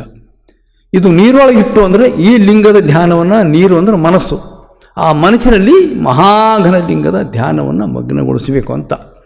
6 ಮುಖದ ಮುತ್ತು ನೀರೊಳಗ ಇರಿಸಲು, ನೀರಳಿದು ಅಂದರೆ ಮನಸ್ಸು ಸಂಪೂರ್ಣ ಅಳಿತದೆ. ಎಲ್ಲಿ? ಲಿಂಗದಲ್ಲಿ ಮನಸ್ಸನ್ನು ಸಂಪೂರ್ಣ ಅಳೆದು ಹೋಗ್ತು. ಈಗ ಊರಿಗೆ ಕರ್ಪೂರ ಅರ್ಪಿತ ಆಯಿತು ಅಂದರೆ ಕರ್ಪೂರ ಉಳಿತದ? ಉರಿನೇ ಆಗೋಗ್ತದೆ. ಈ ಮನಸ್ಸನ್ನು ಕರ್ಪೂರ ಲಿಂಗವೆಂಬ ಊರಿಗೆ ಅರ್ಪಿತ ಆಯಿತು ಅಂದರೆ ಲಿಂಗನೇ ಆಗಿಬಿಡ್ತದೆ, ಮನಸ್ಸು ದೇವರೇ ಆಗಿಬಿಡ್ತದೆ ಅಂತ. 6 ಮುಖದ ಮುತ್ತು ನೀರೊಳಗ ಇರಿಸಲು, ನೀರಳಿದು ಅಲ್ಲಿ ಏನಾಗ್ತದೆ, ಮನಸ್ಸು ಲಿಂಗದಲ್ಲಿ ಸ್ಥಿರಗೊಂಡಾಗ ಮನಸ್ಸು ಅನ್ನುವಂಥ ನೀರು ಅಳೆದು ಹೋಗ್ತದೆ, ಅಲ್ಲಿ ಮುತ್ತು ಉಳಿತದೆ. ಮಹಾಘನ ತತ್ವ ಒಂದೇ ಉಳಿತು. ಅದನ್ನು ನಾನು ಹೃದಯೊಳಗೆ ಧರಿಸಿದ್ದೀನಿ ಅಂತ ಭಾಳ ಸುಂದರವಾದ ರೀತಿಯಲ್ಲಿ ಅಕ್ಕ ಈ ಯೋಗದ ಬಗ್ಗೆ ಹೇಳ್ತಾರೆ. ಕರಸ್ಥಳದ ಇಷ್ಟಲಿಂಗದಲ್ಲಿ ನಾವು ದಿನನಿತ್ಯ ಅಭ್ಯಾಸ ಮಾಡಬೇಕು. ಇದರಿಂದ ಜೀವನದಲ್ಲಿ ಸಂತೃಪ್ತಿ ಸಮನಿಸ್ತದೆ, ತೃಪ್ತ ಆಯ್ತಾನೆ, ಮನಸ್ಸು ತೃಪ್ತಿ ಆಗ್ತದೆ. ಬಯಕೆಗಳೆಲ್ಲ ಹಿಂಗಿರ್ತಾವೆ, ಭಾವದಲ್ಲಿರುವಂಥ ಅದು ಬೇಕು ಇದು ಬೇಕು ಅಂಬೋ ಯಾವುದೂ ಇರಲ್ಲ. ತೃಪ್ತ ಜೀವನ. ಲಾಭ ಏನು ಅಂತ ಕೇಳ್ಬೋದಲ್ಲ, ಇಷ್ಟು ಮಾಡಿದ್ರೆ ಲಾಭ ಏನು? ನಮ್ಮ ಬದುಕು ಸಂತೃಪ್ತ ಬದುಕಾಗ್ತದೆ. ನೋಡಿರಿ, ಕಾಶ್ಮೀರ ದೇಶದ ಮೋಳಿಗೆ ಮಾರಯ್ಯ ಅಂತ ಪ್ರಸಿದ್ಧವಾಗಿದ್ದಾರೆ ಇಲ್ಲಿ. ಅವರು ಕಾಶ್ಮೀರ ದೇಶದ ಮಹಾದೇವ ಭೂಪಾಲ. ರಾಣಿ ಮಹಾದೇವಿಯೊಂದಿಗೆ ಬಸವಾದಿ ಶರಣರ ಈ ಪರಿಪೂರ್ಣ ಯೋಗದ ಒಂದು ಹಿರಿಮೆಯನ್ನು ಕೇಳಿ, ಮೊದಲೇ ಅವರು ಶಿವಭಕ್ತರಿದ್ದರು. ಶೈವ ಶಿವಭಕ್ತಿ, ಶಿವನ ಮೇಲೆ ಭಕ್ತಿ ಇದ್ದವರೇ ಇದ್ದರು. ಈ ಬಸವ ಯೋಗ ಏನಿತ್ತಲ್ಲ, ಇದು ಪರಿಪೂರ್ಣ ಯೋಗ ಅಂಥೇಳಿ ಇದರ ಹಿರಿಮೆಯನ್ನು ತಿಳ್ಕೊಂಡು ಅಲ್ಲಿಂದ ಬಂದು ಕಲ್ಯಾಣದೊಳಗೆ ಬಂದು ಒಂದು ಗುಹೆ ತೆಕ್ಕೊಂಡು ಏನು ಸಂಪತ್ತು ತರಲಿಲ್ಲ, ಇನ್ನೊಬ್ಬರ ಮೇಲೆ ಅವಲಂಬಿತ ಆಗಿಲ್ಲ. ಅಡವಿಗೆ ಹೋಗಿ ಕಟ್ಟಿಗೆ ತಂದು ಆ ಕಟ್ಟಿಗೆ ತಂದು ಮಾರಾಟ ಮಾಡಿಕೊಂಡು ಅದರ ಮೂಲಕ ದಾಸೋಹ ಮಾಡಿ ತಾವು ಸಂತೃಪ್ತ ಶಿವಯೋಗದ ಮಗ್ನಾಗಿದ್ದರು. ಒಂದು ಎಷ್ಟು ಸಂತೃಪ್ತಿ ಗಳಿಸಿದ್ರು ಅವರು. ರಾಜ್ಯ ತ್ಯಾಗ ಮಾಡಬೇಕಾದ್ರೆ ಸಾಮಾನ್ಯ ಏನು? ತಥಾಗತ ಭಗವಾನ್ ಬುದ್ಧ ರಾಜ್ಯವನ್ನು ತ್ಯಾಗ ಮಾಡಿ ಆ ಧ್ಯಾನಮಗ್ನಾಗಿ ಆ ಪರಮ ಸುಖ ಪಡಿಬೇಕಂದ್ರೆ ಸಾಮಾನ್ಯ ಏನದು? ಅದರ ಹಿರಿಮೆ ಹೇಗಿರಬೇಕು? ಅಂಥ ಪರಮ ಸುಖ ಅಂತ ಕರೀತಾರೆ ಅದಕ್ಕೆ. ಇವೆಲ್ಲ ಕ್ಷಣಿಕ ಸುಖಗಳು ನಾವು ಅನುಭವಿಸೋದು ಅದು ಪರಮ ಸುಖ. ಇಂದ್ರಿಯಗಳಿಂದ ಸಿಗುವಂಥದ್ದು ನಮ್ಗೆ ಪರಿಪೂರ್ಣ ಸುಖ ಅಲ್ಲ, ಅದು ಕ್ಷಣಿಕ ಸುಖ, ಅದು ಪರಮ ಸುಖ. 12ನೇ ಶತಮಾನದಲ್ಲಿ ಮಹಾಮಾತೆ ನೀಲಾಂಬಿಕೆ ತಾಯಿಯವರಿದ್ದರು. ಎಷ್ಟು ಜನ ಶರಣರಾಗಿದ್ದರು ಅಕ್ಕ ಮಹಾದೇವಿ ಹಿಡ್ಕೊಂಡು. ಎಲ್ಲ ಶರಣರಿಗೆ ಶಿವಯೋಗದ ನಿಲವನ್ನು ಸರಿಯಾದ ರೀತಿಯಿಂದ ಬೋಧಿಸಿ ಅವ್ರಿಗೆ ಮಹಾಯೋಗಿಯನ್ನು ಮಾಡಿದು ಮಹಾತಾಯಿ ನೀಲಾಂಬಿಕೆ. ಇದು ಮರಿಬಾರ್ದು. ಯಾಕ ನೀಲಾಂಬಿಕೆ ಅಂತ ಯೋಗಿಗಳು ನಾವು ಈಗ ನೋಡೋಕ್ಕಾಗಲ್ಲ. ಮರ್ಯಾದ ಬಸವಣ್ಣ ಧರ್ಮಪತ್ನಿ ದಾಸೋಹ ಮಾಡ್ತಿದ್ರು ಅಂತ ಅಷ್ಟೇ ತಿಳ್ಕೊಂಡಾರ. ಮಹಾಘನ ಯೋಗಿನಿ ಆ ತಾಯಿ. ನಮ್ಮೆಲ್ಲ ಈ ನಾಡಿನ ತಾಯಿಂದ ತಿಳ್ಕೋಬೇಕು. ಮಹಾತಾಯಿ ನೀಲಾಂಬಿಕೆ ಎಂಥ ಮಹಾಘನ ಯೋಗಿದ್ದರು ಅಂತನದು. ಶಿವಯೋಗದ ಹಿರಿಮೆಯಲ್ಲಿ ಸಿದ್ದರಾಮೇಶ್ವರರು ಭಾಳ ಎತ್ತರದವರು. ಅವರು ಸೋಲಾಪುರದಿಂದ, ಆಗಿನ ಕಾಲದ ಸೊನ್ನಾಲಾಪುರದಿಂದ, ಅಲ್ಲಂಪ್ರಭುದೇವರಿಂದ ಪ್ರಭಾವಿತರಾಗಿ ಇದು ಯಾ ಗುಡಿ ಗುಂಡಾರ ಕಟ್ತಾ ಇದೆಯೋ ಪುಣ್ಯಾತ್ಮ, ದೇವಾಲಯದ ಇದರೊಳಗೆ ಲಿಂಗ ಸ್ಥಾಪನೆ ಮಾಡ್ಕೋಬೇಕು, ಪ್ರಾಣಲಿಂಗ ಸ್ಥಾಪನೆ ಮಾಡಿಕೊಂಡು ಅನುಭವಿಸ್ಬೇಕು, ಆ ಪರಮಸುಖ ಅನುಭವಿಸ್ಬೇಕು ಅಂತ ಹೇಳಿ ಅದನ್ನು ನಿನ್ನ ಮಾರ್ಗದರ್ಶನ ಮಾಡ್ತೀನಿ ನಡಿ ಅಂತೇಳಿ ಕಲ್ಯಾಣಕ್ಕೆ ಕರ್ಕೊಂಡು ಬಂದಿರಲ್ಲ. ಕಲ್ಯಾಣಕ್ಕೆ ಕರ್ಕೊಂಡು ಬಂದಾಗ ಅನುಭವ ಮಂಟಪದ ಚರ್ಚೆ ನಡೀತು. ನಾ ಮೊದಲೇ ಹಠಯೋಗ, ರಾಜಯೋಗ, ಲಯಯೋಗ ಎಲ್ಲ ಅಭ್ಯಾಸ ಮಾಡ್ದವಿದ್ದೀನಿ. ನಾ ಈ ಸ್ಥಾನದಾಗ ಹೋದವಿದ್ದೀನಿ, ನನಗ್ಯಾಕೆ ಬಹಿರಂಗ ಲಿಂಗ ಅಂತ ಕೇಳಿದೆ. ಸಿದ್ದರಾಮೇಶ್ವರ ಸವಾಲು ಹಾಕ್ತಾರೆ. ಅದಕ್ಕೆ ಸೂಕ್ತ ರೀತಿಯಲ್ಲಿ ಚನ್ನಬಸವಣ್ಣವರು ಉತ್ತರ ಕೊಡ್ತಾರೆ. ಭಾಳ ಚರ್ಚೆ, ಸುಮಾರು ದಿನಗಳವರೆಗೆ ಚರ್ಚೆ ನಡೀತದೆ ಈ ವಿಷಯ. ಶೂನ್ಯ ಸಂಪದಲ್ಲಿ ಭಾಳ ಚೆನ್ನಾಗಿ ಒಂದು ಅಧ್ಯಯನ ಇದೆ. ಅದು ಕೊನೆ ಏನು ರಿಸಲ್ಟ್ ತಂದರು ಅದಕ್ಕಂದರೆ ಅಂಗತ್ರಯ ಉಳ್ಳವರು ಲಿಂಗತ್ರಯ ಸಂಪನ್ನರಾಗಬೇಕು. ನೋಡ್ರಿ, 3 ಅಂಗ ಇದ್ದವರು 3 ಲಿಂಗ ಸಂಪನ್ನ ಆಗಬೇಕು. ಅಂಗ 3 ಅದಾವ ನಮ್ಗೆ: ಸ್ಥೂಲಾಂಗ, ಸೂಕ್ಷ್ಮಾಂಗ, ಕಾರಣಾಂಗ. ಸ್ಥೂಲಾಂಗ ನಾವು ಕಣ್ಣಿಗೆ ಕಾಣೋದು. ಸೂಕ್ಷ್ಮಾಂಗ ಅಂದರೆ ಮನಸ್ಸು, ಬುದ್ಧಿ, ಚಿತ್ತ ಏನದ ಒಳಗೆ ಅಂತರಂಗದ ಆಲೋಚನೆ ಮಾಡ್ತದಲ್ಲ, ಅದು ಸೂಕ್ಷ್ಮಾಂಗ ಆಯಿತು. ಕಾರಣಾಂಗ ಅಂದರೆ ಬಯಕೆ ಮಾಡೋದು, ಸೂಕ್ಷ್ಮವಾಗಿ ಬಯಕೆ ಮಾಡ್ತದೆ. ಭಾವ ಅಂತಾರೆ ಅದಕ್ಕೆ ಕನ್ನಡ ಭಾಷೆ. ತನು ಮನ ಭಾವ ಅಂತ ಭಾಳ ಬಳಕೆ ಆಗ್ತದೆ ಶರಣರದಲ್ಲಿ ಆ ವಿಷಯ. ಅದಕ್ಕೆ 3 ಅಂಗಗಳದವು. 3 ಅಂಗಗಳಿಗೆ 3 ಲಿಂಗ ಬೇಕು. ನೀ ಪ್ರಾಣಲಿಂಗದಲ್ಲಿ ಒಳಗೆ ಅಂತರಂಗದಾಗ ಅನುಭವಿಸ್ತಿರ್ಬೋದು. ಆದರೆ ಈ ಅಂಗ ಯಾಕೆ ಭವಿ ಇಡುತ್ತಪ್ಪ? ಈ ಕಣ್ಣು ಯಾಕೆ ಆ ಲಿಂಗದ ಸ್ವರೂಪ ತೋರಲ್ಲ? ಒಳಗೆ ಕಂಡದನ್ನು ಇಲ್ಲಿ ಹೊರಗೆ ತೋರಿಸ್ಬೇಕು. ಅನುಭವ ಮಂಟಪದಲ್ಲಿ ಚರ್ಚೆ ಆಗ್ತದೆ. ಇದು ಅನುಭವ ಮಂಟಪದಲ್ಲಿ ಇದು ಚರ್ಚೆ ಆಗಿ ಈ ಒಂದು ಇಷ್ಟಲಿಂಗದ ಹಿರಿಮೆಯನ್ನು ಅವ್ರಿಗೆ ತಿಳಿಸಿಕೊಡ್ತಾರೆ. ಅವಾಗ ಸಿದ್ದರಾಮೇಶ್ವರ ಹೌದಲ್ಲ, ಇದು ಪೂರ್ಣ ಯೋಗ ಅಂತ ಹೇಳಿ ಸ್ವೀಕಾರ ಮಾಡ್ತಾರೆ. ಅಂಥ ಸಿದ್ದರಾಮ ಶಿವಯೋಗಿ ತಾನೇ ಬಹಳ ದೊಡ್ಡ ಯೋಗಿ ಆದರೆ ನನ್ನಂತಾಗಬೇಕು ಅಂತ ಒಂದು ವಚನದಾಗ ಹೇಳ್ತಾರೆ. ಅಂಥ ಸಿದ್ದರಾಮ ಶಿವಯೋಗಿಗಳು ಒಂದು ವಚನದಾಗ ಹೇಳ್ತಾರೆ. ಯಾಕೆ ಹೇಳ್ತಾ ಇದ್ದೀನಿ ಈ ಮಾತು ಅಂದರೆ, ಮಹಾಮಾತೆ ನೀಲಾಂಬಿಕೆ ಎಲ್ಲ ಶರಣರಿಗೆ ಯಾಕೆ ಅವ್ರು ಮಾರ್ಗದರ್ಶಿ ಆಗಿದ್ದರು ಅಂದರೆ, ಸಿದ್ದರಾಮೇಶ್ವರ ಹೇಳ್ತಾರೆ ಮಹಾತಾಯಿ ನೀಲಾಂಬಿಕೆಯವ್ರ ಬಗ್ಗೆದಾಗ, ಕರಸ್ಥ ಇಷ್ಟಲಿಂಗದ ಯೋಗ ಹೆಂಗೆ ಸಾಧಿಸಿದ್ರು ಅವರು ಅಂತ. ಭಕ್ತಿ ಜ್ಞಾನ ಕ್ರಿಯಾದಿಗಳಿಂದ ಲಿಂಗದಲ್ಲಿ ನಿಬ್ಬೆರಗಾದ ನೀಲಮ್ಮನ ಪಾದದ ಕಂದ ನಾನು. ಎಷ್ಟು ಅದ್ಭುತ ಹೇಳ್ತಾರ್ರಿ. 12ನೇ ಶತಮಾನದ ಶರಣರಲ್ಲಿ ಅತಿ ಎತ್ತರದ ಶಿವಯೋಗಿ ಅನಿಸಿಕೊಂಡಂಥ ಸಿದ್ದರಾಮ ಶಿವಯೋಗಿಗಳು ಮಹಾಮಾತೆ ನೀಲಾಂಬಿಕೆ ತಾಯಿಯವರಿಗೆ ಅವ್ರ ಕುರಿತು ಹೇಳ್ತಾರೆ ಈ ಮಾತನ್ನು. ಯಾಕೆ ಅವರಿಗೆ ತಾಯಿಯವರಿಂದ ಬಹಳಷ್ಟು ಮಾರ್ಗದರ್ಶನ ಆಗಿದೆ. ನೀಲಾಂಬಿಕೆ ಮಂದಿ ಇವೇನು ಮಾಡ್ಯವ್ರಿ, ಇವೆಲ್ಲ ವಿರಕ್ತ ಪರಂಪರೆ, ಆ ಪರಂಪರೆ ಮಠ ಪೀಠಗಳು ಬಂದ ನಂತರ ಬಸವಣ್ಣ ಒಬ್ಬರಿಗೆ ಸ್ವೀಕಾರ ಮಾಡ್ಕೊಂಡು ನೀಲಾಂಬಿಕೆ ತಾಯಿ ಮೂಲ್ಯಾಗ ಹಾಕ್ಯಾರ. ಇದು ದೊಡ್ಡ ದುರಂತ ಈ ನಾಡಿದ್ದು. ಭಾಳ ವಿಷಾದದಿಂದ ಹೇಳ್ತಾ ಇದ್ದೀನಿ ಈ ಮಾತನ್ನು, ನೋವಿನಿಂದ. ಅದಕ್ಕೆ ಸಿದ್ದರಾಮೇಶ್ವರ ಹೇಳ್ತಾರೆ, ಭಕ್ತಿ ಜ್ಞಾನ ಕ್ರಿಯಾದಿಗಳಿಂದ ಅಂಗೈಲಿಟ್ಟಂಥ ಇಷ್ಟಲಿಂಗದೊಳಗೆ ಭಕ್ತಿ ಜ್ಞಾನ ಕ್ರಿಯಾದಿಗಳಿಂದ ಲಿಂಗದಲ್ಲಿ ನಿಬ್ಬೆರಗಾದ ನೀಲಮ್ಮನ ಪಾದದ ಕಂದ ನಾನು. ಸಾಮಾನ್ಯ ಮಾತೇನ್ರಿ ಅಪ್ಪ ಇದು? ಕೇಳಿ ನಮ್ಮ ನಾಡಿನ ಜನತೆ. ಪಾದದ ಸೇವಕ ನಾನು, ನೀಲಮ್ಮ ತಾಯಿಯ ಪಾದದ ಸೇವಕ ನಾನು, ಪಾದದ ಪಾದಕ್ಕೆ ನಾನು ಮೆಟ್ಟು. ನೀಲಮ್ಮ ತಾಯಿಯ ಪಾದದ ಮೆಟ್ಟು ಅನ್ನೋದು ಮಹಾಯೋಗಿ ಹೇಳ್ತಾರಂದ್ರೆ ತಾಯಿ ನಿಲುವು ಹೇಗಿರಬೇಕು. ಪಾದದ ಧೂಳಿ ನಾನು ಕಪರಿಸಿದ್ದ ಮಲ್ಲಿಕಾರ್ಜುನ. ಎಂಥ ಮಾತು, ಏನು ಅದ್ಭುತವಂತ ಮಾತು ಹೇಳ್ತಾರೆ. ಇದು ನೀಲಾಂಬಿಕೆ ತಾಯಿಯವರ ಈ ಶಿವಯೋಗದಲ್ಲಿ ಪಡೆದಂಥ ಹಿರಿಮೆ. ಸುಮ್ಮನೆ ನಾವು ಬರೀ ಕಾಟಾಚಾರಕ್ಕೆ ಲಿಂಗ ಧರಿಸ್ಕೊಂಡು ಅದರಿಂದ ಅನುಭವ ಪಡೆದಿಲ್ಲ, ಏನೂ ಪಡೆದಿಲ್ಲ. ಹಂಗೆ ಹೆಸರು ಮತ್ತು ದೊಡ್ಡ ಬೇಕು ಅಂತಂದ್ರೆ ಹೆಂಗೆ ಲಿಂಗ ಸುಖ ಸಿಗ್ತದೆ ರೀ? ಲೋಕ ಹಸನಾಗಬೇಕು ಅಂತಪ್ಪ ಬಸವಣ್ಣ ಹೇಳ್ತಾರೆ. ಹೆಂಗೆ ನಮ್ಮ ಬದುಕು ಹಸನಾಗಬೇಕಲ್ಲ, ಮತ್ತು ನಮ್ಮ ಅಂಗ ಲಿಂಗ ಆಗಬೇಕಲ್ಲ, ಇದು ದೇವರಾಗಬೇಕಿದು. ನಮ್ಮ ಮಾತು ದೇವರಾಗಬೇಕು. ಪ್ರಸಾದವಾಣಿ ಅಂತಾರೆ, ಲಿಂಗ ನುಡಿ ಅಂತ ಕರೀತಾರೆ, ದೈವಿವಾಣಿ ಅಂತ ಕರೀತಾರೆ. ಆಡೋ ಮಾತು, ನಾವು ನೋಡೋ ನೋಟ ಎಲ್ಲರಿಗೂ ಶಿವಸ್ವರೂಪ ಅಂತ ನೋಡಬೇಕು, ದೈವಿ ಸ್ವರೂಪ ಅಂತ ನೋಡಬೇಕು. ನಾವು ಕೈಯಿಂದ ಮಾಡುವ ಕ್ರಿಯೆಗಳೆಲ್ಲವೂ ಶಿವಯೋಗನೇ ಆಗಬೇಕು, ದೈವಿ ಯೋಗನೇ ಆಗಬೇಕು. ನಾವು ನಡೀತಕ್ಕಂಥ ನಡೆ ನುಡಿ ಕಾಲು ಏನು ನಡೀತೇವಲ್ಲ, ಇವೆಲ್ಲವೂ ಯೋಗನೇ ಆಗಬೇಕು, ಅವು ಪೂಜೆನೇ ಆಗಬೇಕು. ಬರೀ ಗದಿಗೆ ಮೇಲೆ ಕುಂತು ಪೂಜೆ ಮಾಡದೆ ಪೂಜೆ ಅಲ್ಲ, ಬರೀ ಗದಿ ಮೇಲೆ ಕುಂತು ಮಾಡೋದು ಅಷ್ಟೇ ಅಲ್ಲ, ಅದೊಂದು ಪ್ರಾಕ್ಟಿಕಲ್ ಮಾಡೋದಾಯ್ತು. ಬದುಕಿನ ಅಳವಡಿಸ್ಕೋಬೇಕಲ್ಲ. ನಡೆ ನುಡಿ ಎಲ್ಲವೂ ಕೂಡ ಶಿವಯೋಗ ಆಗಬೇಕು. ಅರವಿಂದರು ಹೇಳ್ತಾರೆ ಒಂದು ಕಡೆ, ಆಲ್ ಲೈಫ್ ಈಸ್ ಯೋಗ ಅಂತ. ಇಡೀ ಬದುಕು ಯೋಗ ಆಗಬೇಕು ಅಂತ ಅವರೊಂದು ಭಾಳ ಒಳ್ಳೆಯ ಮಾತನ್ನು ಹೇಳಿ ಹೋಗಿದ್ದಾರೆ ಅರವಿಂದರು. ಹಾಗೆ ನಮ್ಮ ಮಹಾಗುರು ಬಸವೇಶ್ವರ ಕಾಲಕ್ಕೆ ತಾಯಿ ಬಗ್ಗೆ ಏನು ಹೇಳ್ತಾರೆ ನೋಡ್ರಿ ಅವರು.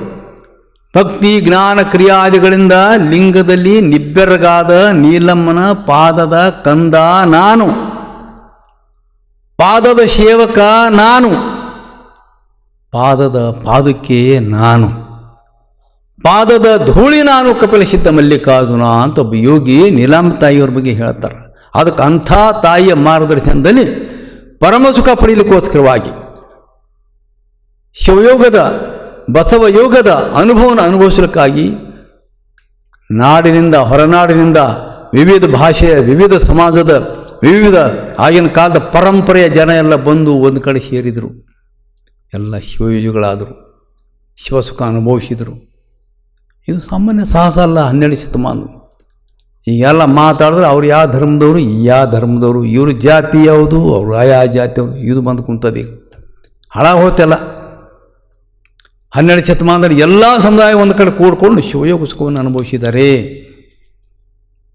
ಇದು ನೀಲಾಂಬಿಕೆ ತಾಯಿಯನ್ನು ಅನುಭವಿಸ್ತಕ್ಕಂಥದ್ದು. ಇಂಥ ಅಂಗಲಿಂಗದ ಪರಮ ಸುಖವನ್ನು ಇನ್ನೂ ಅನೇಕರು ಅನಿಮಿಷ ದೇವ ಅಲ್ಲಂಪುರ ದೇವರು ಯಾರಿಂದ ಲಿಂಗ ಪಡ್ಕೊಂಡ್ರಲ್ಲ, ಅನಿಮಿಷ. ಎಂಥ ಅನಿಮಿಷ ದೇವ? ಅನಿಮಿಷ ದೇವ ಯಾರು? ಮೊನ್ನೆ ಇತ್ತೀಚೆಗೆ ನಾನು ಇಲ್ಕಲ್ ಮಠದಾಗ ಒಂದು ತಿಂಗಳ ಷಟ್ಸ್ಥಳ ಪ್ರವಚನ ಮಾಡ್ಲಿಕ್ಕಂತ ಅಲ್ಲಿ ಇಲ್ಕಲ್ ಮಹಾಂತಪ್ಪಗಳವರು, ಗುರು ಮಹಾಂತಪ್ಪಗಳು ಭಾಳ ಇದರಿಂದ ಕೇಳ್ಕೊಂಡು ಕಳೆದು ಒಂದು ತಿಂಗಳ ಪ್ರವಚನ ಕೊಟ್ಟೆ. ಅವಾಗ ಅನಿಮಿಷನ ಬಗ್ಗೆ ಹೇಳಿದ್ದೆ ಆಗುತ್ತೆ. ಅಲ್ಲಿ ಅನೇಕ ನೂರಾರು ಜನ ತಾಯಿಂದರು ಬಂದು, ಅಪ್ಪರು ಇದು ಯಾರು ಹೇಳಿಲ್ರಿ ನಮ್ಗೆ, ಈ ಮಟ್ಟದೊಳಗೆ ಹೋಗ್ಯಾರ ನಮ್ಮಲ್ಲಿ ಅಂತ ಕೇಳ್ಕೊತಿದ್ರು ಬಂದು. ಅನಿಮಿಷ ಇದೇ ಪಟ್ಟದ ಕಲ್ಲಿನ ರಾಜ. ದಿನ ಗುಡಿಯಾಗ ಹೋಗಿ ಲಿಂಗ ಪೂಜೆ ಮಾಡೋ ತನಕ ನೀರು ಹಾಕ್ತಿಲ್ಲ ಬೈದೊಳಗೆ. ಒಂದಿನ ಗುಡಿ ಗುಂಡಾರು ಎಲ್ಲ ನೋಡಿದ್ರೆ ಎಲ್ಲಿ ಸಿಗಲಿಲ್ಲ, ಎಲ್ಲೆಲ್ಲೂ ಪ್ರವಾಸಕ್ಕೆ ಹೋಗಿದ್ದ ಸಿಗಲಿಲ್ಲ. ಅವರು ಮೇಲೆ ವಿಚಾರಣೆಗಾಗಿ ಬಸವಣ್ಣವರು ಒಂದು ಸಲ ಅಲ್ಲಿ ಹೋಗಿದ್ರು ಅಂತ ಕಾಣ್ತದೆ. ಅವಾಗ ಕೇಳ್ತಾರೆ, ಯಾಕಪ್ಪ ಹಿಂಗೆ ಬಾಡೋಗಿದೆ, ದೇವಾಲಯನೇ ಸಿಕ್ಕಿಲ್ಲ ನನಗೆ ಅಂತ ಹೇಳ್ತಾನೆ. ಅದಕ್ಕೆ ನೀರು ಹಾಕಿಲ್ಲ ಬೈದೊಳಗೆ. ಅಲ್ಲಪ್ಪ, ನಿನ್ನೊಳಗೆ ದೇವ್ರದಾನ, ನಿನ್ನೊಳಗೆ ದೇವ್ರದಾನಪ್ಪ, ನಿನ್ನ ದೇಹನೇ ದೇವಾಲಯ, ಈ ಇಷ್ಟಲಿಂಗ ಪಡ್ಕೊಂಡು ನೀನು ಶಿವಯೋಗ ಸಾಧಿಸು ಅಂತೇಳಿ ಅವನಿಗೆ ಟ್ರೈನಿಂಗ್ ಕೊಡ್ತಾರೆ. ಬಸವಣ್ಣವರು ಶಿವಯೋಗ ಹೆಂಗೆ ಮಾಡಬೇಕು ಅನ್ನೋ ಟ್ರೈನಿಂಗ್ ಪದ್ಧತಿ ಹೇಳ್ತಾರೆ. ಆವಾಗ ಅದನ್ನು ಅಭ್ಯಾಸ ಮಾಡಿ ಪರಮಸುಖ ಪಡ್ದ. ಇದು ಯಾರು ಮಾಡ್ಬೋದು ರೀ? ನೀವು ಯಾರು ಬೇಕಾದ್ರೆ ನಾಡಿನ ಜನ, ಸಾಮಾನ್ಯ ಹೆಣ್ಣು ಮಕ್ಕಳು, ಸಾಮಾನ್ಯ ಮಕ್ಕಳು ಇಷ್ಟಲಿಂಗದ ದೃಷ್ಟಿ ಇಟ್ಟು ಒಂದು 15-20 ನಿಮಿಷ ಕುಂತು ನೋಡಿ, ನಿಮ್ಗೆ ಆನಂದ ಹೆಂಗೆ ಹೋಗ್ತದೆ, ಉಕ್ಕಿ ಉಕ್ಕಿ ಪುಟದಿ ಹೇಳ್ತದೆ. ಅಭ್ಯಾಸ ಮಾಡಬೇಕು, ಅರ್ಧ ತಾಸು ಮೀರಬೇಕು, ಅಷ್ಟು ಸುಖ ಸಿಗ್ತದೆ. ಅರೇ ರೇ ರೇ ರೇ ನಾ ಇಂಥ ಸುಖ ಕಳ್ಕೊಂಡಲ್ಲ ಇಷ್ಟು ದಿವಸ ಅಂತ ಮರುಗ್ತಾನೆ ಆತ. ಮರುಗಿ ವಿಹಾರಕ್ಕೆ ಹೋಗ್ತಾನೆ, ಕುದುರೆ ಮೇಲೆ ಕುಂತು, ಹಿಂದೆ ದಂಡು ಹೋಗ್ತದೆ.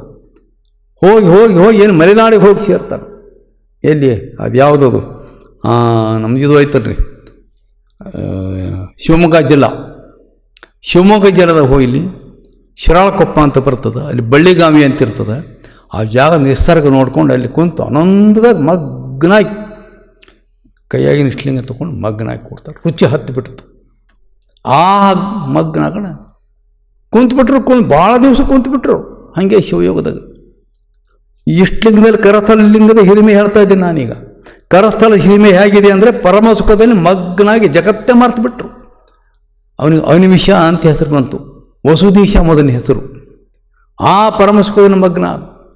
ಅಲ್ಲಂಪ್ರಭುದೇವರು ಬರ್ತಾ ಬರ್ತಾ ಬರ್ತಾ ಸುತ್ತಾಡ್ಕೋತ ಬರ್ತಾ ಇದ್ದರು. ತಾನೊಂದು ಒಳ್ಳೆ ಗುರು ಹುಡ್ಕೋಬೇಕಂತೇಳಿ ನೀನು ಸಾಧಕರಾಗ ಯಾವುದೋ ರೀತಿಯಿಂದ ಮನಸ್ತಾಪ ಮನಸ್ಸಿನ ಆಗಿರ್ಬೋದೇನೋ, ನಾನು ಸುಖ ಪಡಿಬೇಕಂದು ಬಂದು ಗೊಗ್ಗೈನ ತೋಟದಾಗ ಬಂದು, ಈಗಿದೆ ನಾವು ಹೋಗಿ ನೋಡಿದ್ನಲ್ಲಿ, ಗೊಗ್ಗೈನ ತೋಟ ಇದೆ, ಅನಿಮಿಷಂದು ಒಳ್ಳೆ ಗುಹೆ ಇದೆ.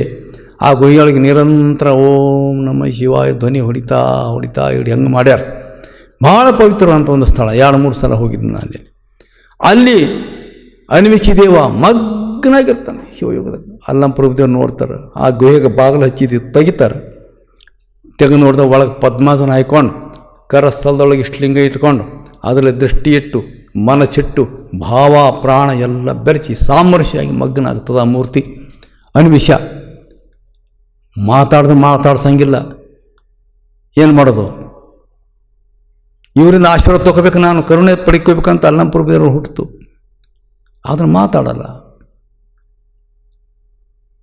ಮಾಡೋದ್ರೆ ಮಾಡಲ್ಲ, ನನಗೆ ಕರುಣೆ ದೀಕ್ಷೆ ಮಾಡೋದನ್ನು ಮಾಡಲ್ಲ.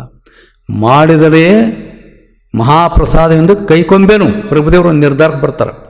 ಮಾಡದಿದ್ದರೆ ನೀವೇ ನಾನಾಗಿ ಮಾಡಿಕೊಬ್ಬೇರು ಅಂತ ಹೇಳಿ ನಿರ್ಧಾರಕ್ಕೆ ಬಂದು ಅವರು ಕರಸಲಿದ್ದಂಥ ಲಿಂಗವನ್ನು ತಾವು ಧರಿಸ್ಕೊಳ್ತಾರೆ ಅಲ್ಲಂಪ್ರಭುದೇವರು.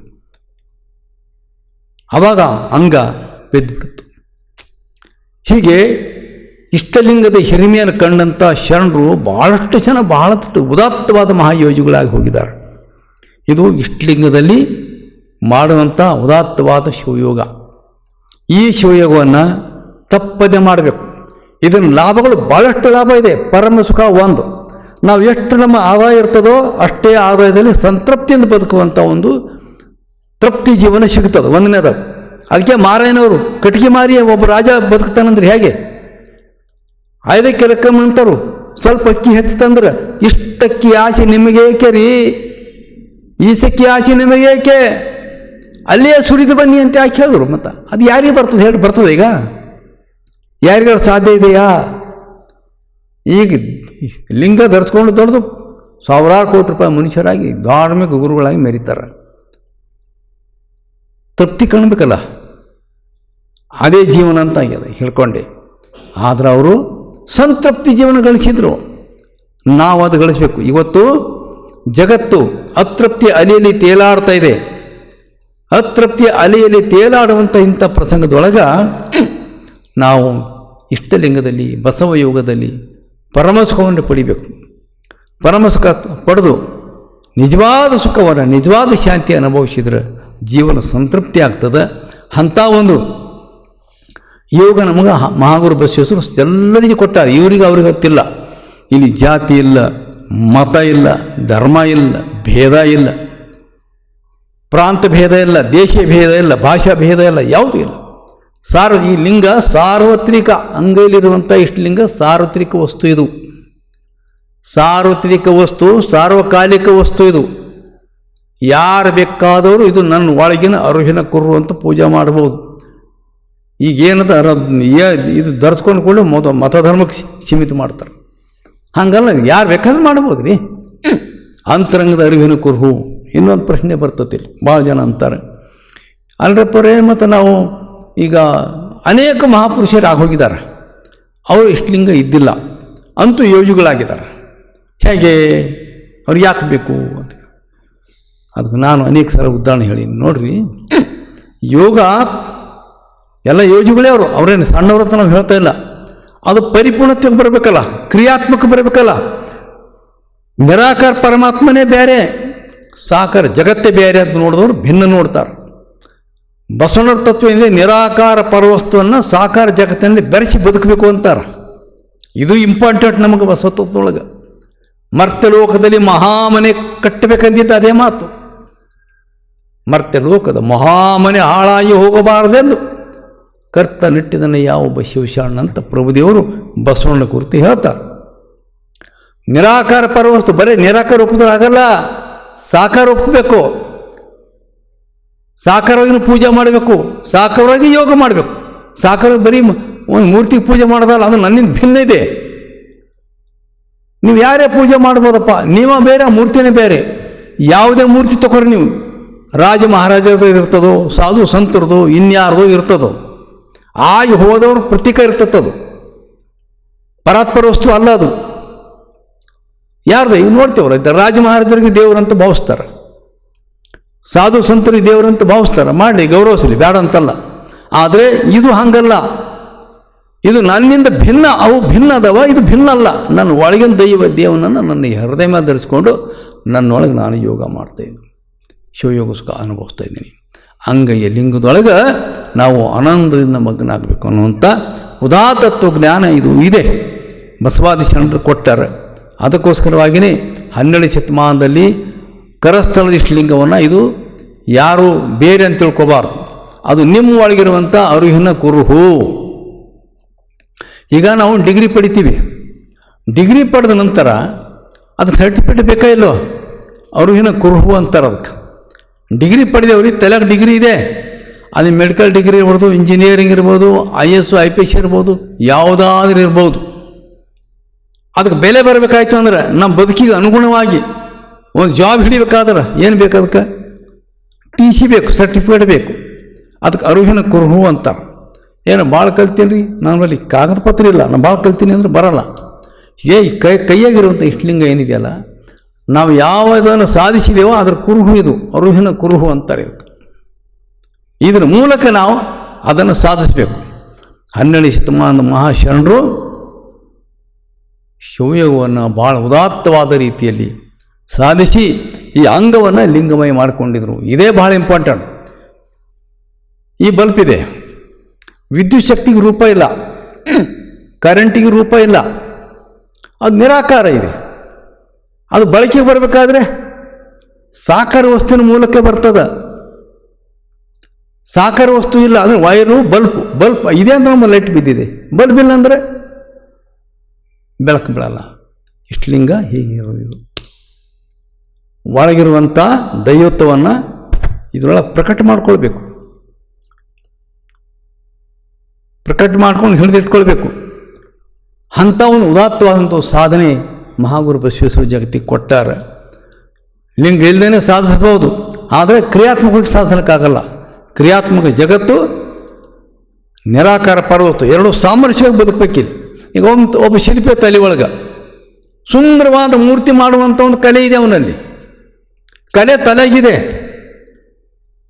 ಆದರೆ ಅದು ಹೊರಗೆ ಬರಬೇಕಲ್ಲ, ಹೊರಗೆ ಬಂದು ಮೂರ್ತಿ ಹೊರಗೆ ಬಂದು ಉಳಿ ಕೊರತೆಯಿಂದ ಹೊಡೆದು ತನ್ನ ಜ್ಞಾನ ಏನಿದೆಯಲ್ಲ, ನಿರಾಕಾರ ಇದ್ದಿದ್ದು, ಬಣ್ಣ ಇದ್ದಿಲ್ಲ, ರೂಪ ಇದ್ದಿಲ್ಲ, ಅದಕ್ಕೆ ಅದು ತಂದು ಕಲ್ಲು ಒಳಗೆ ತುಂಬ್ತಾನವ. ತುಂಬ ಸುಂದರವಾದ ಮೂರ್ತಿ, ಶಿವಂದಾಗ್ಬೋದು, ಭಗವಾನ್ ಬುದ್ಧರದಾಗ್ಬೋದು, ಇನ್ಯಾರದೇ ಆಗ್ಬೋದು, ಭಾಳ ಸುಂದರವಂಥ ಮೂರ್ತಿ ನಿರ್ಮಾಣ ಆಗ್ತದೆ. ಎಲ್ಲಿಂದ ಬಂತದು? ಅವನ ತಲೆಯಾಗ ನಿರಾಕಾರವಾಗಿತ್ತು, ಇಲ್ಲಿದು ಸಾಕರೂಪ ತಾಳ್ತು. ಹೀಗೆ ಈ ಜಗತ್ತನ್ನೆಲ್ಲ ಏನು ಮಾಡಬೇಕು, ಒಂದು ಬಂಡೆಗಲ್ ಅಂತ ತಿಳ್ಕೊಳ್ರಿ. ಇದು ಮಹಾಗುರು ಬಸವೇಶ್ವರರು ಬಸವನ ಯೋಗದಿಂದ ಹಸನಾಯಿತಿ ಲೋಕ ಅಂದರೆ ಅರ್ಥ ಏನು ಅಂದರೆ, ಈ ಲೋಕವನ್ನು ದೈವಿಮಯ ಮಾಡೋದು ಬಸವನ ಉದ್ದೇಶ ಇತ್ತು. ಬರೀ ಮನುಷ್ಯ ಇಟ್ಟು ಏನೋ ಆಗಿ ಸಾಧಿಸಿ ಹೋದ್ರಲ್ಲ, ಈ ಲೋಕ ದೈವಿಮಯ ಆಗಬೇಕು. ಇದೊಂದು ಬಂಡೆಗಲ್ಲು. ಪರಾತ್ಪರ ವಸ್ತು ತತ್ವ ತಂದು ಈ ಲೋಕದಾಗ ಬೆರೆಸಿದ್ರು. ಅವರು ಮೊದಲು ಮನುಷ್ಯನ ಭಾವದಲ್ಲಿ ಬೆರೆಸಿದ್ರು, ಮನುಷ್ಯನ ಮನಸ್ಸಿನ ಬೆರೆಸಿದ್ರು, ಮಾನವನ ಪ್ರಾಣದಲ್ಲಿ, ತನುವಿನಲ್ಲಿ ಎಲ್ಲ ಬೆರೆಸಿ ಇವ ಅಂಗ ಲಿಂಗ ಏನಾಯ್ತು, ಇದು ಲಿಂಗವಂತ, ಲಿಂಗ ಆಯತ, ಲಿಂಗವಂತ ಅಥವಾ ಶರಣ ಅಥವಾ ಸ್ವಯಂಲಿಂಗಿ ಆದ ಮನುಷ್ಯ. ಇವನು ಮಾಡುವಂಥ ಈಗ ನಾನು ಹಂಗೆ ಆದಪ್ಪ, ನೀವು ಹಾಗೆ ಆದ್ರೆ, ಅವರು ಹಾಗೆ ಆದರು, ಅವರು ಹಾಗೆ ಆದರು, ನೀವೆಲ್ಲ ಹಾಗೆ ಆದ್ರಿ, ಕರ್ನಾಟಕದಲ್ಲಿ ಹಾಗೆ ಆದ್ರಿ, ಇಡೀ ಭಾರತ ದೇಶದ ಜನರಲ್ಲಿ ಹಿಂಗೆ ಇದೊಂದು ಸಾಧಿಸಿದಲ್ಲ, ಈ ಲೋಕ ಏನಾಗ್ತದೆ? ದೇಶದ ಜನರಲ್ಲಿ ಇದನ್ನು ಸಾಧಿಸಿ ಈ ಲೋಕ ಏನಾಗ್ತದೆ? ಎಲ್ಲರೂ ದೈವಿ ಸ್ವರೂಪ ಆಗ್ತಾರೆ. ಯಾರಿಗಾರು ಮೋಸ ಮಾಡಲ್ಲ, ಯಾರಿಗಾರು ವಂಚನೆ ಮಾಡಲ್ಲ, ಯಾರಿಗಾರು ಭಿನ್ನ ಅಂತ ತಿಳಿಯಲ್ಲ. ನಾವೆಲ್ಲ ಒಂದೇ ವಸ್ತುವಿಂದ ಹುಟ್ಟಿದವರು ಇದ್ದೇವ್ರಿ, ನಾವು ಅಖಂಡ ಮಾನವರು ಅಂತ ಬರ್ತದೆ ಭಾವ ಅಲ್ಲಿ. ಇದು ಇನ್ನೂ ತಿಳಿದೇ ಇಲ್ಲ. ಬಸವಾದಿ ಶರಣರ ಈ ಉದಾತ್ತ ವಿಚಾರಗಳು ಇನ್ನೂ ತಿಳಿದೇ ಇಲ್ಲ ಎಂದು ತಿಳ್ಕೋಬೇಕು.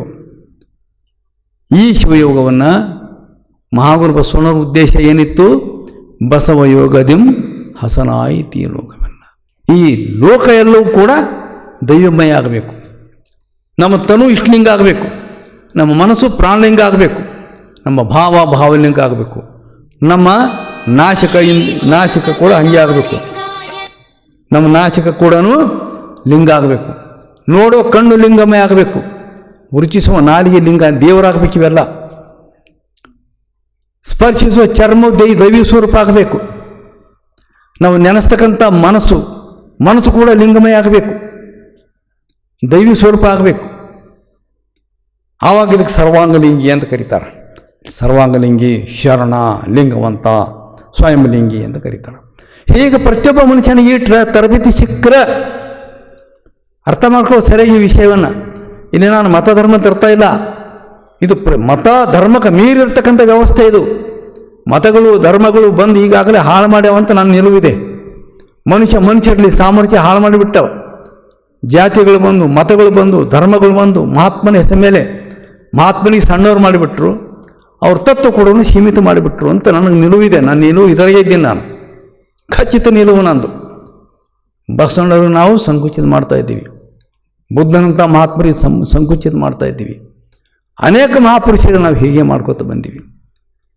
ನಮ್ಮ ಮಹಾಗುರು ಬಸವೇಶ್ವರು ಕೊಟ್ಟಂಥ ಏನು ಒಂದು ಸಂದೇಶ ಇದೆ. ಇದು ಬಸವಯೋಗದಿಂ ಹಸನಾಯಿತಿ ಲೋಕ ಅನ್ನೋದು ಸಾರು ಇದುವರೆಗೆ ನಾನೇನು ಹೇಳ್ಕೊತ ಬಂದೀನಿ ತಮ್ಮ ಮುಂದೆ. ಈ ಲೋಕ ಎಲ್ಲವೂ ಕೂಡ ಶಿವಮಯ ಆಗಬೇಕು, ದೈವಮಯ ಆಗಬೇಕು. ಅದು ಬೀಜ ನಮ್ಮ ಒಳಗಿದೆ. ಅದು ಅರಳಿಸಿಕೊಳ್ಬೇಕಾದ್ರೆ ಕರಸ್ಥಳದ ಇಷ್ಟಲಿಂಗದ ಮೂಲಕ ಅರಳಿಸಿಕೊಳ್ಬೇಕು. ಅರಳಿಸಿಕೊಂಡು ಸರ್ವಾಂಗ ಎಲ್ಲವೂ ಕೂಡ ಲಿಂಗಾಂಗ ಮಾಡಿಕೊಳ್ಬೇಕು. ಅದರ ಮೂಲಕ ವ್ಯವಹರಿಸಬೇಕು. ವ್ಯವಹರಿಸಿದ್ರೆ ಈ ಲೋಕ ಎಲ್ಲೂ ದೈವಮಯ ಆಗ್ತದೆ. ನಾವು ಉಣ್ಣುವ ಅನ್ನ ಪ್ರಸಾದ ಆಗ್ತದೆ, ಕುಡಿಯೋ ನೀರು ಪಾದಕ್ಕಾಗ್ತದೆ, ಕೇಳುವ ಶಬ್ದ ಪ್ರಸಾದ ಅಂತಾರೆ. ಕಿವಿಯಿಂದ ಉತ್ತಮ ಅಂತ ಶಬ್ದ ಕೇಳೋದಕ್ಕೆ ಶಬ್ದ ಪ್ರಸಾದ ಅಂತ ಕರೀತಾರೆ. ಕೆಟ್ಟ ಶಬ್ದ ಕೇಳೋದು ಪ್ರಸಾದ ಆಗಲ್ಲ. ಅವು ಒಳ್ಳೆ ಮಾತು ಕೇಳೋದು ಶಬ್ದ ರೂಪದ ಪ್ರಸಾದ. ಒಳ್ಳೆ ಸ್ಪರ್ಶನ ಒಪ್ಕೊಳ್ಳೋದು ನಮ್ಮ ಜೀವನದೊಳಗೆ ಒಳ್ಳೆದನ್ನು ಒಪ್ಕೊಳ್ಬೇಕು ಯಾವಾಗಲೂ. ಅದು ಸ್ಪರ್ಶ ಪ್ರಸಾದ. ಆಮೇಲೆ ಒಳ್ಳೆಯದನ್ನು ನೋಡಬೇಕು, ಅದು ರೂಪದ ಪ್ರಸಾದ. ಈಗ ಪರಸ್ತ್ರೀಯರನ್ನ ದೇವರ ಸ್ವರೂಪ ಅಂತ ನೋಡಬೇಕು, ರೂಪ ಪ್ರಸಾದ ಅದು. ಬಡಬಗರನ್ನ ಕರುಣೆಯಿಂದ ನೋಡಬೇಕು, ಅವರೆಲ್ಲ ದೈವತ್ವವನ್ನು ನೋಡಬೇಕು. ಅವ್ರ ನೋವಿನಲ್ಲಿ ಕೂಡ ದೇವರನ್ನು ಯಾರು ನೋಡ್ತಾರೋ ಅದಕ್ಕೆ ರೂಪ ಪ್ರಸಾದ ಅಂತ ಕರೀತಾರೆ. ಎಂಥ ಮಾತ್ರಿ ಇದು! ಸುಮ್ಮನೆ ಹಾಸನ ಆಯ್ತದೆ ಏನು ಬಸವ ಯೋಗದಿಂದ? ಇದು ಬಸವಣ್ಣ ಕೊಟ್ಟಂಥದ್ದು. ನೋಡಬೇಕು, ಇನ್ನೊಬ್ಬನ ಕೀಳಂತ ನೋಡೋದು, ಇನ್ನೊಬ್ಬರಿಗೆ ಕೆಟ್ಟ ದೃಷ್ಟಿಯಿಂದ ನೋಡೋದು, ಕಲುಷಿತ ದೃಷ್ಟಿಯಿಂದ ನೋಡೋದು, ಇದು ಸಂಸಾರ ಅಂತಾರ. ಪವಿತ್ರ ದೃಷ್ಟಿಯಿಂದ ನೋಡೋದು ಯೋಗ. ಆಮೇಲೆ ನಾಲಿಗೆ ರುಚಿ, ನಾಲಿಗೆ ನಾವು ತಿನ್ನೋದು ಕುಡಿಯೋದು ಏನೋ ಮಾಡ್ತೀವಿ, ಆದರೆ ನಾಲಿಗೆಯಲ್ಲಿ ಕೂಡ ಪವಿತ್ರವಾದಂಥ ಪದಾರ್ಥವನ್ನು ಸ್ವೀಕಾರ ಮಾಡಬೇಕು, ಪವಿತ್ರವಾದನ್ನೇ ಸ್ವೀಕಾರ ಮಾಡಬೇಕು. ಅದು ರುಚಿ ಪ್ರಸಾದ ಅಂತ ಕರೀತಾರೆ. 5 ಇಂದ್ರಿಯಗಳೆಲ್ಲವೂ ಲಿಂಗ ಸ್ವರೂಪ ಆದವಾ? ತನು ಲಿಂಗ ಆಯಿತು, ಮನಲಿಂಗ ಆಯಿತು, ಭಾವಲಿಂಗ ಆಯಿತು, ಇಂದ್ರಿಯಾದಿಗಳು ಲಿಂಗಮಯ ಆದವು, ಆ ಪದಾರ್ಥಗಳೆಲ್ಲ ಪ್ರಸಾದಮಯ ಆದವು. ಹೀಗೆ ಈ ಮನುಷ್ಯ ದೇವಸ್ವರೂಪಿಯಾದ, ಇವನು ಬದುಕೆಲ್ಲವೂ ದೈವಮಯ ಆಯಿತು. ಆದರೆ ಮಹಾಗುರು ಬಸವೇಶ್ವರ ಈ ವಾಕ್ಯದ ಏನು ಹೇಳ್ತಾರೆ? ಬಸವ ಯೋಗದಿಂ ಹಸನಾಯಿತಿ ಲೋಕ. 12 ಶತಮಾನದಲ್ಲಿ ಒಂದು ಕಾಲಕ್ಕೆ ಬಂದು ಮಿಂಚು ಹೋಯ್ತದು. ಆಮೇಲೆ ಅದು ಬಹುತೇಕ ಆಗಿಲ್ಲ. ಯಾರೋ ವೈಯಕ್ತಿಕವಾಗಿರ್ತಕ್ಕಂಥ ಕೆಲವೊಂದು ಸಿದ್ಧಲಿಂಗೇಶ್ವರಂಥ ಮಹಾಯೋಗಿಗಳು, ಷಣ್ಮುಖಿಗಳಂಥವ್ರು, ಕೆಲವು ಮಹಾತ್ಮರು ಆಗಿ ಹೋಗಿರ್ಬೋದೇ ಹೊರತು ಸಾರ್ವತ್ರಿಕ ಆಗಲಿಲ್ಲ, ದೊಡ್ಡಲಿಲ್ಲ ವ್ಯವಸ್ಥೆ ನಮ್ಮ ದೇಶದಾಗ. ಅಂಥ ಒಂದು ಬಸವ ಯೋಗದಿಂ ಹಸನಾಯಿತಿ ಲೋಕ ಅನ್ನುವಂಥ ಒಂದು ಉದಾತ್ತ ತತ್ವಜ್ಞಾನ ನಮ್ಮ ಶರಣರು ಕೊಟ್ಟರೆ ನಾವು ಇಷ್ಟಲಿಂಗದ ಮೂಲಕವಾಗಿಯೇ ಈ ಯೋಗವನ್ನು ಸಾಧಿಸಬೇಕು. ಇಷ್ಟಲಿಂಗದ ಮೂಲ ಉದ್ದೇಶ ಏನು? ಸಾಕಾರ ಯಾಕೆ ಕೊಟ್ಟರು? ಸಾಕಾರ ಜಗತ್ತಿನ ದೈವಿತ್ತು ನೋಡಿ ನೀನು ಅಂತ 2-3 ಉದಾಹರಣೆ ನಾನು ಇದೆ ತೊಗೊಂಡಿದ್ದೀನಿ, ತಮ್ಮ ಗಮನಕ್ಕೆ ಮತ್ತೆ ತರ್ತೀನಿ. ನಿರಾಕಾರ ವಿದ್ಯುತ್ ಶಕ್ತಿಗೆ ಬಲ್ಬ್ ಬೇಕು, ನಿರಾಕಾರ ಜ್ಞಾನಕ್ಕೆ ನಿರಾಕಾರವಾದ ಜ್ಞಾನಕ್ಕೆ ಸರ್ಟಿಫಿಕೇಟ್ ಬೇಕು ನಿಮ್ಮ ಡಿಗ್ರಿಗೆ. ಅದೇ ರೀತಿ ನಿರಾಕಾರ ಪರವಸ್ತುಗೆ ಸಾಕಾರ ಒಂದು ವಸ್ತು ರೂಪ ಕೊಡಬೇಕನ್ನುವಂಥ ಮಾತು ಏನು ಕೊಟ್ಟರೋ ಇದು ಜಗತ್ತು ದೈವಮಯಗೊಳಿಸುವಂಥ ಉದ್ದೇಶ ಬಸವಣ್ಣವರು ಇದ್ದದರಿಂದಲೇ ದೇವಲೋಕ ಮರ್ತ್ಯಲೋಕ ಬೇರಿಲ್ಲ ಕಾಣಿರೋ, ಸತ್ಯವನ್ನು ನುಡಿಯುವುದೇ ದೇವಲೋಕ. ಎಂಥ ಮಾತು ಹೇಳೋದು, ಸತ್ಯ ನುಡಿಯುವುದೇ ದೇವಲೋಕ. ಹಸನಾಯ್ತಲ್ಲ ಬಸವಣ್ಣ ಯೋಗದಿಂದ. ಇನ್ನೊಂದು ಕಡೆ ಹಾವಿನ ಹಾಳು ಕಲ್ಲಯ್ಯನವರು ಅಂತ ಶರಣರು ಹೇಳ್ತಾರೆ, ಒಂದು ವಚನ ನೆನಪು ಬರ್ತಾನೆ, ಭಾಳ ಒಳ್ಳೆ ಮಾತು ಹೇಳಿದರು. ಇಹ ಪರ ಎರಡು ಅಳಿದುದೇ ಶಿವಯೋಗ ಅಂತಾರೋ. ಈ ಲೋಕ ಆ ಲೋಕ ಎರಡು ಅಳಿದು ಹೋಗ್ಬೇಕು, ಅದಕ್ಕೆ ಶಿವಯೋಗ ಅಂತ ಕರಿತೀನಿ ಅಂತಾರೆ. ಇದಂಥ ಮಾತು. ಇಹ ಮತ್ತು ಪರ ಎರಡು ಅಳಿಬೇಕು, ಎರಡು ಅಳಿದಕ್ಕೆ ಯೋಗ ಅಂತ ಕರಿತೀವಿ. ಹೀಗೆ ಈ ಜಗತ್ತು ದೈವಮಯ ಆಗಬೇಕು. ಮನುಷ್ಯ ಮೊದಲು ತನ್ನ ಅಂಗ ತಾನು ಲಿಂಗಮಯ ಮಾಡ್ಕೋಬೇಕು, ತನ್ನ ಮನಸ್ಸು ಲಿಂಗಮಯ ಆಗಬೇಕು, ತನ್ನ ಭಾವ ಲಿಂಗಮಯ ಆಗಬೇಕು, ಇಂದ್ರಿಯಗಳೆಲ್ಲವೂ ಲಿಂಗಮಯ ಅಂದರೆ ದೇವ್ರ ಸ್ವರೂಪ ಅಂತ ಅರ್ಥ. ನಮ್ಮ ಭಾಷೆದಾಗ ನಾ ಲಿಂಗ ಅಂತ ಬಳಸ್ತೀನಿ ಅಂದರೆ ಏನು ಅಂತ ತಿಳ್ಕೊಬಾರ್ದು. ಅದು ದೈವಮಯ ಆಗಬೇಕು, ಜ್ಞಾನಮಯ ಆಗಬೇಕು. ಬುದ್ಧನ ಭಾಷೆಯಲ್ಲಿ ಪ್ರಜ್ಞಾ ಅಂತ ಕರೀತಾರೆ, ಅದು ಅವ್ರ ಭಾಷೆಯಲ್ಲಿ. ಬೇರೆ ಬೇರೆ ಬೇರೆ ಬೇರೆ ಭಾಷೆಯಲ್ಲಿ ಕರಿಬೋದು. ಅಂಥ ಒಂದು ಬಸವಣ್ಣನ ಯೋಗದಿಂದ ಈ ಲೋಕ ಹಸನಾಗ್ತದೆ. ಆದ್ದರಿಂದ ಸತ್ಯ ಶುದ್ಧ ಕಾಯಕ ಮಾಡುವಂಥವ್ರು ಹುಟ್ಕೊಂಡ್ರು. ಯಾರಿಗೆ ಮೋಸ ಮಾಡೋಂಗಿಲ್ಲ, ಯಾರಿಗೆ ವಂಚನೆ ಮಾಡೋಂಗಿಲ್ಲ, ಸರಿ ಸಮಾನವಾದಂಥ ಅವಕಾಶ ಎಲ್ಲರಿಗೂ ಕೊಟ್ಟಿದ್ದಕ್ಕೆ ಬಸವ ಯೋಗದಿಂ ಹಸನಾಯಿತಿ ಲೋಕ ಅನ್ನುವಂಥ ಮಾತು ಇಷ್ಟಲಿಂಗದ ಮೂಲಕ ಹೇಳಿದ್ದೀನಿ. ಮುಂದಿನ ಅನುಭವದೊಳಗೆ ಪ್ರಾಣಲಿಂಗದಲ್ಲಿ ಭಾವಲಿಂಗದಲ್ಲಿ ಹೆಂಗೆ ಯೋಗ ಸಾಧಿಸಬೇಕು ಅನ್ನುವಂಥ ವಿಷಯ ಆಮೇಲೆ ಮುಂದೆ ಮಾತಾಡೋಣ ಅನ್ನುವಂಥ ಮಾತೇಳಿ ನನ್ನ ಮಾತನ್ನು ಮುಗಿಸ್ತೇನೆ. ಶ್ರೀ ಗುರು ಬಸವಲಿಂಗಾಯ ನಮಃ.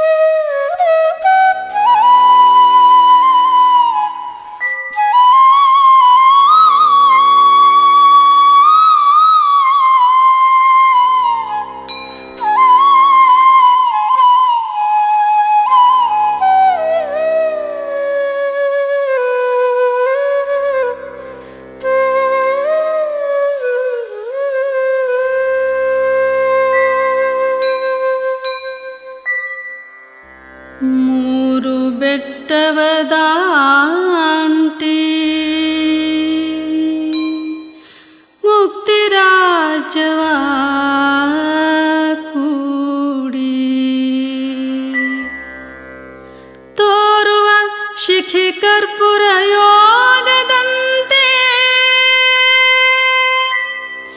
ಬಯಲನೆ ಬೆರೆಸಿ ಬಯಲಾದ ಬಸವನ ನಿರವಯಲ ಪದವಿನಗೆ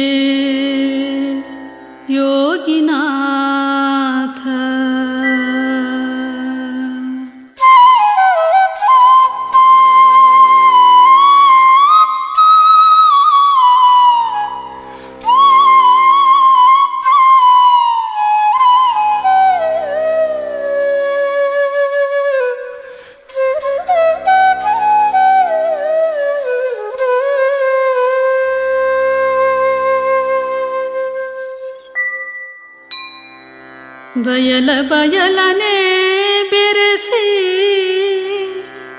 ಬಯಲಾದ ಬಸವ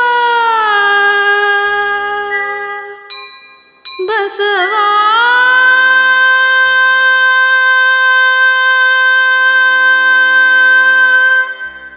ಬಸವ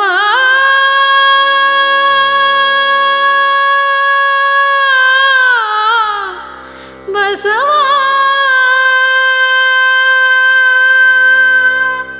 ಬಸವ ಬಸವ